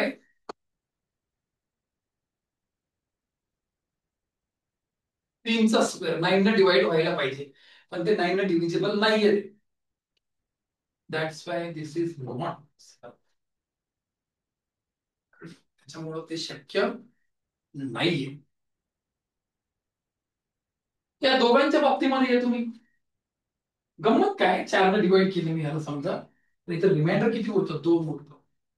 reminder किती उरायला पाहिजे? 0 किंवा 1. On dividing by 4,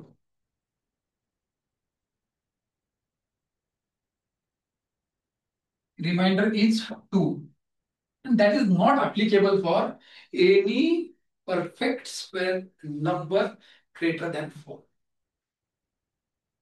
So this is a perfect square number. This is answer. असा प्रश्न आपल्याकडे तलाठीच्या भरतीला पण येतो, पोलीस भरतीला पण येतो. कळलं? याच्या बाबतीमध्ये 4 केसेस आहेत. त्या 4 केसेस तुम्हाला माहिती असल्या पाहिजे. या अनुषंगाने या सगळ्या कॅरेक्टरिस्टिक्स, जे नंबर सिस्टीम आहे, ह्याला धरून नोव्हेंबर डिसेंबरच्या एंड मध्ये पुस्तक आणायचा मानस आहे माझं. काम चालूच आहे. कळलं? जे प्रश्न पुस्तकात घ्यायचे होते ते आता इथे शिकवतो, त्याच्यामुळे आता मला प्रश्न नव्याने वर्कआउट करावे लागते. राईट. तर थोडस काय म्हणता येईल त्याला, थोडासा अभ्यास लागतो, बाकी काहीच नाही लागत. असाच खेळत अभ्यास लागतो. युपीएससी करणाऱ्या पोरांना माझी कळकळीची विनंती आहे, सिसॅट क्वालिफाईंग आहे, हा जो क्वालिफाईंग शब्द आहे ना, फार डेंजर आहे.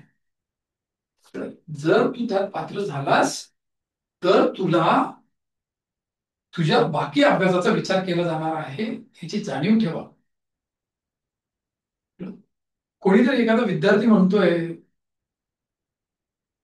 की मी शेवटचे 5-6 दिवस बघितलं होतो, अरे त्यांनी इंजिनिअरिंग केलेली आहे, कॉलेज ऑफ इंजिनिअरिंग पुण्यामधून इंजिनिअरिंग केलेली आहे. मी मेंढ्या राखत झालो म्हणलं तर अरे त्यानं मेंढ्या राखलं नाही, त्याने इंजिनिअरिंग केलेलं आहे, शिवविपेतनं केलेलं आहे. प्रवीण चव्हाण सारख्या मास्तरांचं त्याला वरदहस्त लाभलेला आहे. त्यांच्या पायथ्याजवळ त्याला 4-5 वर्ष बसायला भेटलेलं आहे, 5-6 वर्ष. राईट.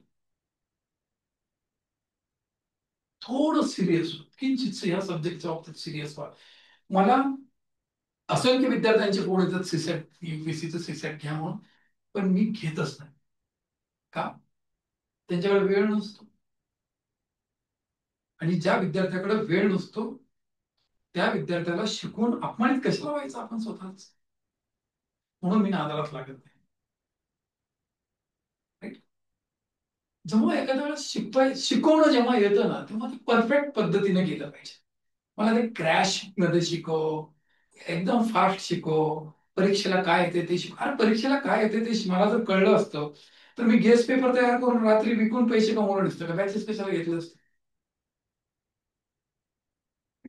मला एवढं कळतंय सिलेबस काय, सिलेबस मध्ये परफेक्ट तेवढ्या बसवायचं, म्हणजे तेवढ्या सिलेबसच्या बाहेर कसं जाणार नाही, काही गेलं तर त्याचं उत्तर कसं देता येईल, त्याच्या सगळ्या कन्सेप्ट मला नरिश करून घेता येईल. ते करतो. कन्सेप्ट शिकवतो, त्याचे ऍप्लिकेशन शिकवतो मी. काही आलं तर त्याचं उत्तर देता येईल हे शिकवतो मी. पण मला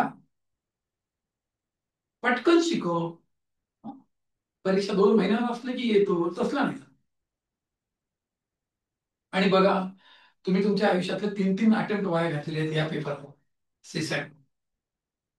पण कधी 3 महिने तुम्हाला द्यावं वाटले नाही. देऊन बघायचं.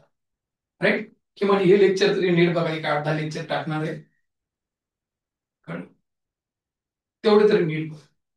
याच्या पुढच्या प्रश्नामध्ये येऊ. The list number that must be subtracted from 63510 to make the result perfect square. मी तुम्हाला एक गंमत दाखवतो. 1, 2, 3, 4, 5 इथपर्यंत बस झाली ना? 1चा वर्ग 1, 2चा वर्ग 4, 9, 16, 25. या एकच्या वर्गामध्ये ह्या एकच्या वर्गामध्ये त्या दोघांची बेरीज ऍड केली 4.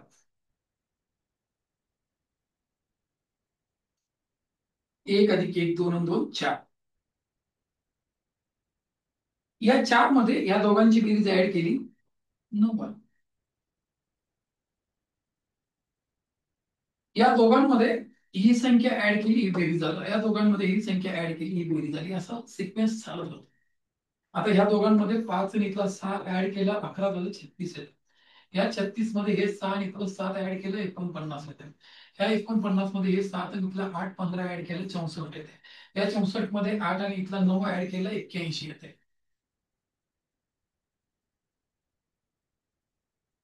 कळ? या एक मध्ये हे एक आणि 1 2 आणि 2 4.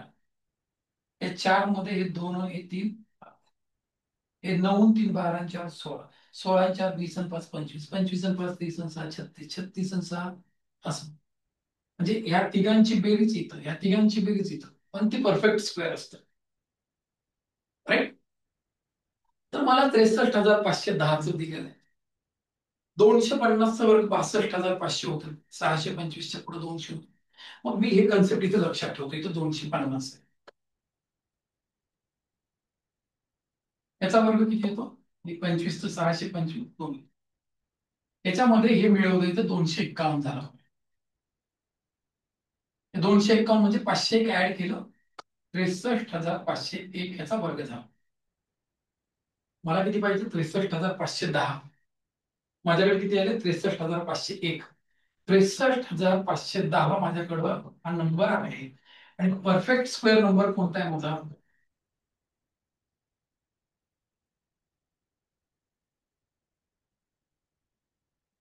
63,501 आहे. 510 वरून 501 वर यायचं असेल तर मिनिमम नंबर मला कुठला मायनस करावा लागेल? 9 मायनस करावं लागेल. कळलं? The list number that must be subtracted from 6,510 to make the result perfect square is. Right? 1 minute, मी एकदा चेक करतो याचे ऑप्शन्स.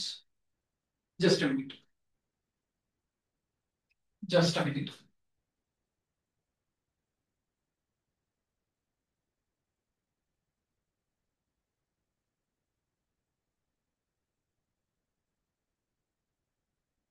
इथं ऑप्शन नाहीये, इथं काहीतरी गल्लत झालेली आहे त्यांची ऑप्शन देण्यामध्ये, इथं नो करून द्या.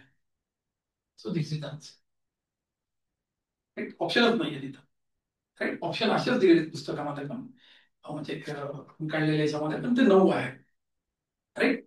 त्याच्या पुढच्या क्वेश्चन मध्ये 16A म्हणजे 16A, आता ए 16 मध्ये A B C D असं काहीतरी दिलेले आहेत. म्हणजे त्यांचं जे नेचर आहे, सॉल्विंग नेचर जे आहे ते सेम आहे, म्हणून 16A 16B 16C असं नंबर दिलेले आहेत. त्यांचे नेचर समान असतील त्याच्यामध्ये ABCD असे सबटायटल दिलेले आहेत. राईट. त्याच्या पुढच्या क्वेश्चन मध्ये find the list number that must be added to 63510 की so as to become perfect square, म्हणजे ते पुढे गेलं पाहिजे. आपण आता बघितलं 250चा स्क्वेअर किती येतो? 622500. आता याचा पुढचा नंबर घ्यायचा 251. या दोघांची बेरीज 500 येईल. याच्यामध्ये ऍड केलं 63,501. आपल्याला किती पाहिजे? 510 मध्ये याच्यामध्ये ऍड करायचं, 510 मध्ये आणखी याच्या पुढे जायचंय. मग आता याच्या पुढे गेलं तर 63,501 मध्ये 201 आणि 252 ऍड केलं. राईट. यांची बेरीज 504 503 होते. 503 याच्यामध्ये ऍड केलं तर 64,004. 501 अधिक 503 1004. 63,000 मध्ये 1004 64,004. आता ह्या कशामध्ये 63,510 मध्ये कोण मिळवलं पाहिजे? 63,510 मध्ये एन मिळवल्याच्या नंतर एक परफेक्ट स्क्वेअर नंबर येतो. कोण येतो? 64,004. कोण येतो? 64,004. त्याचं सबस्ट्रॅक्शन करायचं. एन बरोबर 64,004 मायनस 63,510. 1,000 मधून 500 गेले, 500 राहिले. 500 मधून परत 10 गेले, 490 आणि 494. इथं 249. जर रिझल्ट इज परफेक्ट स्क्वेअर पाहिजे तर इथं 499 नाही, इथं 494 पाहिजे. प्रॉब्लेम आहे. किती ऍड करावं लागेल तुम्हाला? 494 ऍड करावं लागेल. कशामध्ये? 63,510 मध्ये कमीत कमी 494 ही संख्या तुम्हाला मिळवावी लागेल की so age what ever the resultant addition you will get that is a perfect square number असेल. राईट. त्याच्या पुढच्या उदाहरणामध्ये find the total number of factors of 1800. आता इथनं प्राईम फॅक्टरायझेशन वरती प्रॉब्लेम सॉल्व्ह झालेले आहेत. जे टाईप लिहून दिले होते तुम्हाला त्याच्यावरती आता हे प्राईम फॅक्टरायझेशन वरचा प्रॉब्लेम आपण हातावरती घेतलेला आहे. आता या प्राईम फॅक्टरायझेशनच्या प्रॉब्लेम मध्ये काय बघेल, एक नंबर आहे त्याचे फॅक्टर प्राईम फॅक्टरायझेशन ABC असं पडलं. A⁻m, B⁻n आणि C⁻p आहे. तर total number of factors of n जर असं विचारलं तुम्हाला तर ते कशाच्या बरोबर असेल? m+1 n+1 आणि p+1 असेल. असा प्रॉडक्ट असेल त्यांचा. राईट. हे तुम्हाला काय करतं? तुम्हाला टोटल नंबर ऑफ फॅक्टर्स देत असतात. राईट. कन्सेप्ट आहे, सोपी कन्सेप्ट आहे. 10वी पर्यंत कुठं झालेली नाहीये, 11वी 12वीला पण झालेली नाहीये. ती तुम्हाला पुस्तक घेऊन वाचावीच लागतात. राईट. आणि इंजिनिअरिंग झाली असेल तर त्या पोरांना ते झालेलं असते, त्याच्यामुळे ते उड्या मारतात. मग 11वी 12वी मध्ये त्या पोरांनी जेईचा अभ्यास केलेला असतो, तर त्या पोरांना ते झालेलं असतं. किंवा त्यांनी 11वी 12वीला प्रोबॅबिलिटी परम्युटेशन कॉम्बिनेशन शिकलेले तर त्यांना ते झालेलं आहे तिथं, त्याच्यामुळे ते उड्या मारतात ते. पण जे कोणी कला शाखेचा पोरगा आहे, आर्ट्सचा पोरगा आहे, त्याला हे टू द पॉइंट इन्फॉर्मेशन असणं गरजेचंच आहे. मग इथं काय होतं, 1800 ही संख्या आहे. 1800चे फॅक्टर्स घ्यायचे तुम्हाला. 2 × 900, 2 × 450, 2 × 225, 5 × 45 किंवा 225, 3 × 75, 3 × 25, 5 × 5. राईट. मग काय झालंय, हे 2चा घन, 3चा वर्ग आणि 5चा वर्ग, ते 1800चे तुमच्या प्राईम फॅक्टर्स आहेत. हे इथं जे बेसमध्ये आकडे येतात ते प्राईम नंबर्स असले पाहिजे. त्याचं फर्दर फॅक्टरायझेशन पॉसिबल, फॅक्टरायझेशन झालं नाही पाहिजे. आता total number of factors,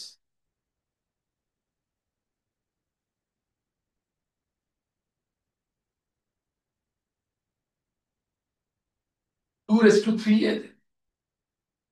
2 to 3चं तिथं काय आहे, हे यम होतं त्याच्यामध्ये एक ऍड केलं, 3 + 1 एन होतं त्याच्यामध्ये, 2 + 1, इथं C⁻p 2 + 1, ते काय झालं, 4 3 3 36. What is the total number of factors? Total number of factors किती झाले तुमचे? 36 झाले. किती झाले? 36. टोटल नंबर ऑफ फॅक्टर्स कशाचे? 1800चे एकूण फॅक्टर्स किती आहेत? 36 आहेत. राईट. त्याच्या पुढच्या एक्झाम्पल मध्ये, find the even number of factors of 1800 असं म्हणलं त्यांनी. आणि ऑड नंबर ऑफ फॅक्टर्स पाहू. Find odd number of factors of 1800. 1800चे फक्त ऑड नंबर्स फॅक्टर्स घ्यायचे. तर हे 1800चे फॅक्टर्स काय पडले होते तुमचे? 1800चे फॅक्टर्स काय पडले होते बरं? 2³ 3² 5². 2³ 3² 5². आपण आता बघितलं होतं टोटल नंबर ऑफ फॅक्टर्स काय, odd number of factors, odd factors, number of odd factors. मग ऑड फॅक्टर्सच्या बाबतीमध्ये विचार करताना ऑड प्राईम नंबर्सचा विचार करायचा. याचा आणि याचाच विचार म्हणा, याचा विचार म्हणा. मग 3² त्याचा पॉवर किती आहे? 2 + 1, 2 + 1. किती झाले? 3 × 3. नंबर ऑफ ऑड फॅक्टर्स किती असतील? 3 त्रिक 9 काय असतील त्यांचे ऑड फॅक्टर असतील. नंबर ऑफ ऑड फॅक्टर्स किती आहेत? 9 आहे. किती आहेत? नंबर ऑफ ऑड फॅक्टर्स किती असतील? 9 असतील. याच्या आधी एक प्रॉब्लेम विचारलेला आहे, नंबर ऑफ इव्हन फॅक्टर्स विचारलेले. 1800 ही संख्या होती. टोटल नंबर ऑफ फॅक्टर्स किती होते?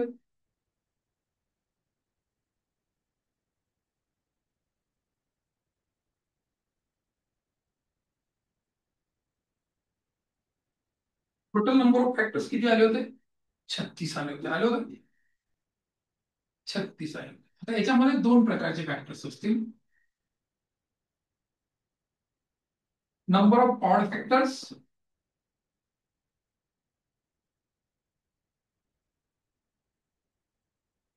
आणि number of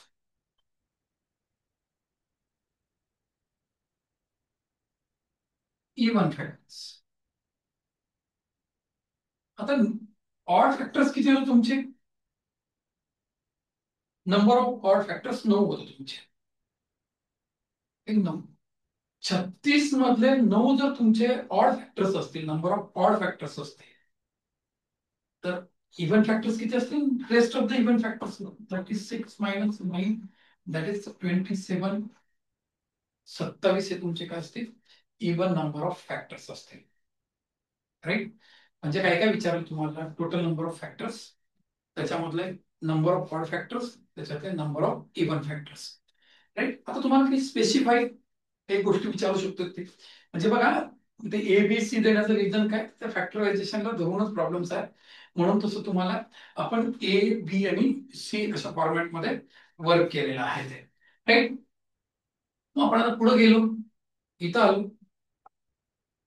find the number of factors of 1800 which are multiple of 10. 10च्या पटीमध्ये असणारे फॅक्टर्स बघायचे.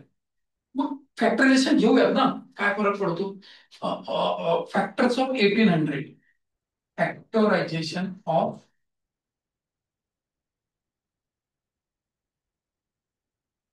काय होतं? 18चं 2चा कितवा घातांक होतो? 3, तिसरा ना, 3चा वर्ग गुणिले 5चा वर्ग, राईट. मग आपल्याला 10 पाहिजे होतं. 10 म्हणल्यानंतर काय झालं असतं, हे 10 घेतला मी, 10 फॅक्टर पाहिजे ना मला. मग 10 जर फॅक्टर पाहिजे असेल तर यातला 2 आणि इथला 5 काढून घेतला मी, गुणिले इथं 2चा स्क्वेअर, 3चा स्क्वेअर आणि 5चा पहिला घातांक आहे, राईट. मग आता आपल्याला हे फॅक्टरायझेशन करायचं आहे. 10 मल्टिपल आहे ना, एवढेच फॅक्टर घेतो आपण.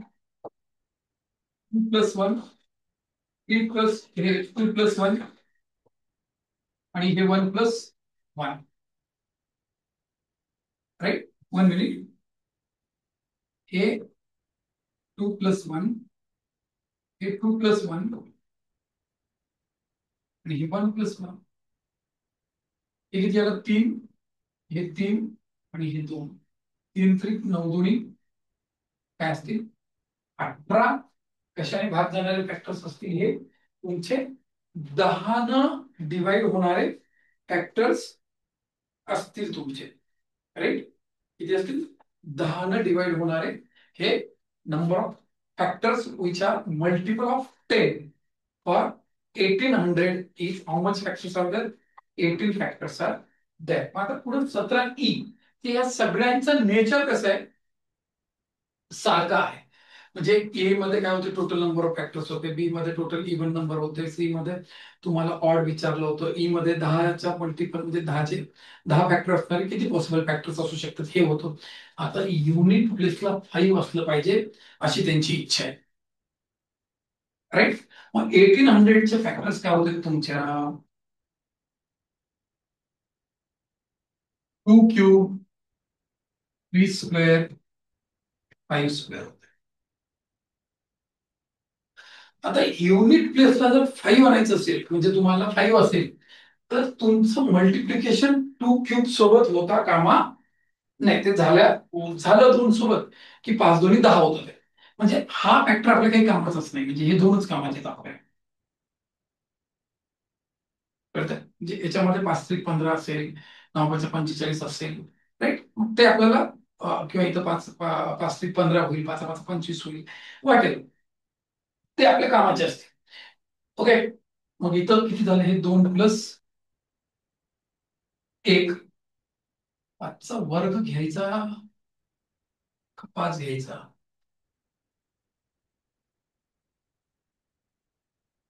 हम्म. एकच मिनिट, 5चा वर्गच घ्यावा लागेल का, कारण 5चा शून्य घातांक पकडला आपण की 1 होतं, त्याला पकडण्यात मजा नाही, म्हणजे हे इंटू 2 असेल. काय, हा 1 का पकडतो आपण, तर 3चा शून्यवा घातांक, 3चा पहिला आणि 3चा दुसरा, अशा पद्धतीने आपण त्याची रँकिंग करत असतो. 5च्या बाबतीमध्ये 5चा शून्यवा पकडला मी की त्याची व्हॅल्यू 1 होईल, आणि 1 मी कुणाला मल्टिप्लाय केलं तर मला युनिट प्लेसला ते 5 भेटणार नाही, म्हणून मला इथं 1 ऍड करता येणार नाही. 3 × 2 असे किती असेल, 3×2 = 6. तर 1800 मध्ये 6 फॅक्टर्स असे असतील की ज्याच्या युनिट प्लेसला काय असेल, 5 असेल. तर हे सुद्धा अत्यंत महत्वाचा प्रॉब्लेम आहे, हा परीक्षेमध्ये असू शकतो, याला नाकारता येणार नाही. त्याच्या पुढच्या प्रॉब्लेम मध्ये n is a natural number. आता n नॅचरल नंबर आहे, त्याचे काहीतरी फॅक्टर पडत असतील ना बाबा. मग आपण काय करू, n एक नॅचरल नंबर आहे, त्याचे प्राईम फॅक्टर्स a⁻p असं पडलं कन्सिडर आहे. n³ ह्याच इथे n³ आहे, n³ चे 16 फॅक्टर्स पडले. Find the factors of n⁻⁴ आहे क्या. मग आता हे असं जर असेल तर आपल्याला त्यांनी काय सांगितलेलं आहे, n³ = हे a⁻p त्याचे फॅक्टर्स असतील, तर n³ = a⁻3p. मग number of factors of n³ = त्या प्राईम फॅक्टरचा 3p, त्याच्यामध्ये किती ऍड करतो आपण 1 ऍड केलं. जसं आता बघितलं ना आपण प्रत्येकामध्ये 1 1 ऍड करत होतो, राईट. मग इक्वल्स टू, कारण याचा रेश टू झिरो पॉवर आपण काउंटिंग मध्ये झिरो काउंटिंग नंबर नाहीये, झिरो आपण काउंट करत नाही, म्हणून तर झिरोची काउंटिंग व्हावी म्हणून +1 करत, बाकी काहीच नाही, राईट. याच्या इक्वल टू किती फॅक्टर्स आहेत, त्याचे टोटल नंबर ऑफ फॅक्टर्स 16 आहे. म्हणजे 3p बरोबर किती आलंय तुमचं 15 आलं, तर p बरोबर किती आलं 5 आलं तुमचं. तुम्हाला total number of factors of n⁴ विचारलंय. n⁴ इक्वल्स टू, आता p ची व्हॅल्यू किती 5, a⁻p झालं ते, म्हणजे a⁵ झालं. p ची व्हॅल्यू ठेवून दिली मी ती 6 5वा घात 14 घात, म्हणजे हे काय झालं, n⁴ इक्वल्स टू a⁻20 झालं. therefore total number of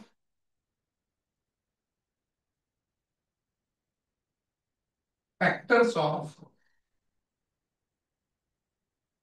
n⁴ जे काही आहे ते कशाच्या बरोबर असेल, याच्यामध्ये 20 + 1 ऍड केलं किती आलं 21 ला दिसेल. म्हणजे तुम्ही जर नीट बघितलं प्रॉब्लेम नंबर 18, हा याच्यामध्ये काय केलेलं आहे, तुम्हाला नंबर ऑफ फॅक्टर्स देऊन ती संख्या विचारली, इनडायरेक्टली संख्याच आहे ती, राईट. आणि तुम्हाला प्रॉब्लेम नंबर 17 मध्ये काय केलं होतं बघा,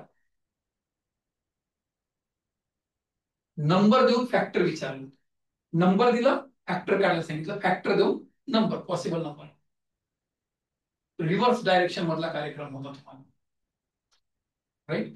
तर 17 नंबरचा प्रॉब्लेम, 17A चा प्रॉब्लेम आणि 18वा हा प्रॉब्लेम एकमेकांच्या रिव्हर्स डायरेक्शन मधले प्रॉब्लेम्स आहेत, एकमेकांच्या विरुद्ध दिशेने काम झालेले प्रॉब्लेम्स आहेत, राईट. तर त्याच्या पुढच्या ह्याच्यामध्ये हे असं आहे, इथं ए नाहीये, n equals to a into A 3 वेळेस ए आहे, ते 2च वेळेस नाही 3 वेळेस आहे, राईट. तर हे असं आहे, n इक्वल्स टू ए गुणिले ए गुणिले ए गुणिले बी गुणिले सी असं आहे ते, where A B and C are distinct prime factors, prime numbers आहेत, right. How many factors of n are there, म्हणजे हे n इक्वल्स टू, करेक्शन करून घ्या तिथं, ए गुणिले ए गुणिले ए गुणिले बी गुणिले सी असं दिलेलं आहे, n equals to a³ into b⁻1 into c⁻1 दिलेलं आहे. Number of factors of n equals to काय दिलेलं आहे, 3 + 1, 1 + 1, this is 1 + 1, this is 4 into 2 into 2, this will give you a 16. So the possible number of factors of this is how much, 16, right. आणि ए square असतो तर 2 3 4 12, ठीक आहे, कुठलेही चालते, हे असे घेतलं तर चालते, आणि तसं हे नाही म्हणून कन्सिडर केलं तर 12 असतं. तर त्याच्या पुढच्या प्रॉब्लेम मध्ये आपण काय बघायचं, एक minute, find the product of all factors of 3⁻16. तर possible factors of number of factors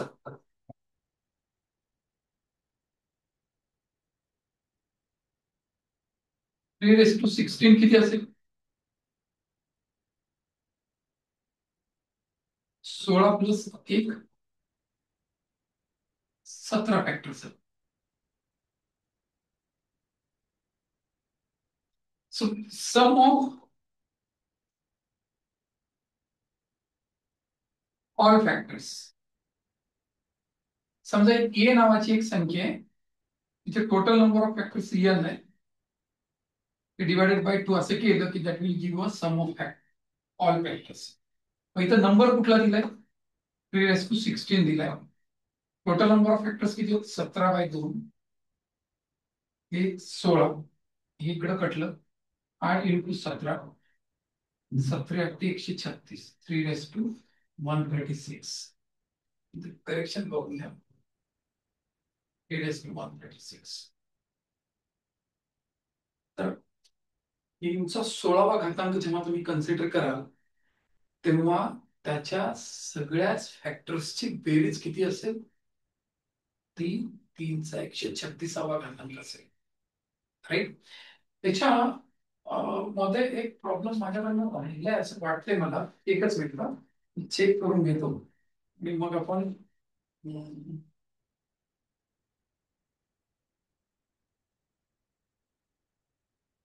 right नाही तर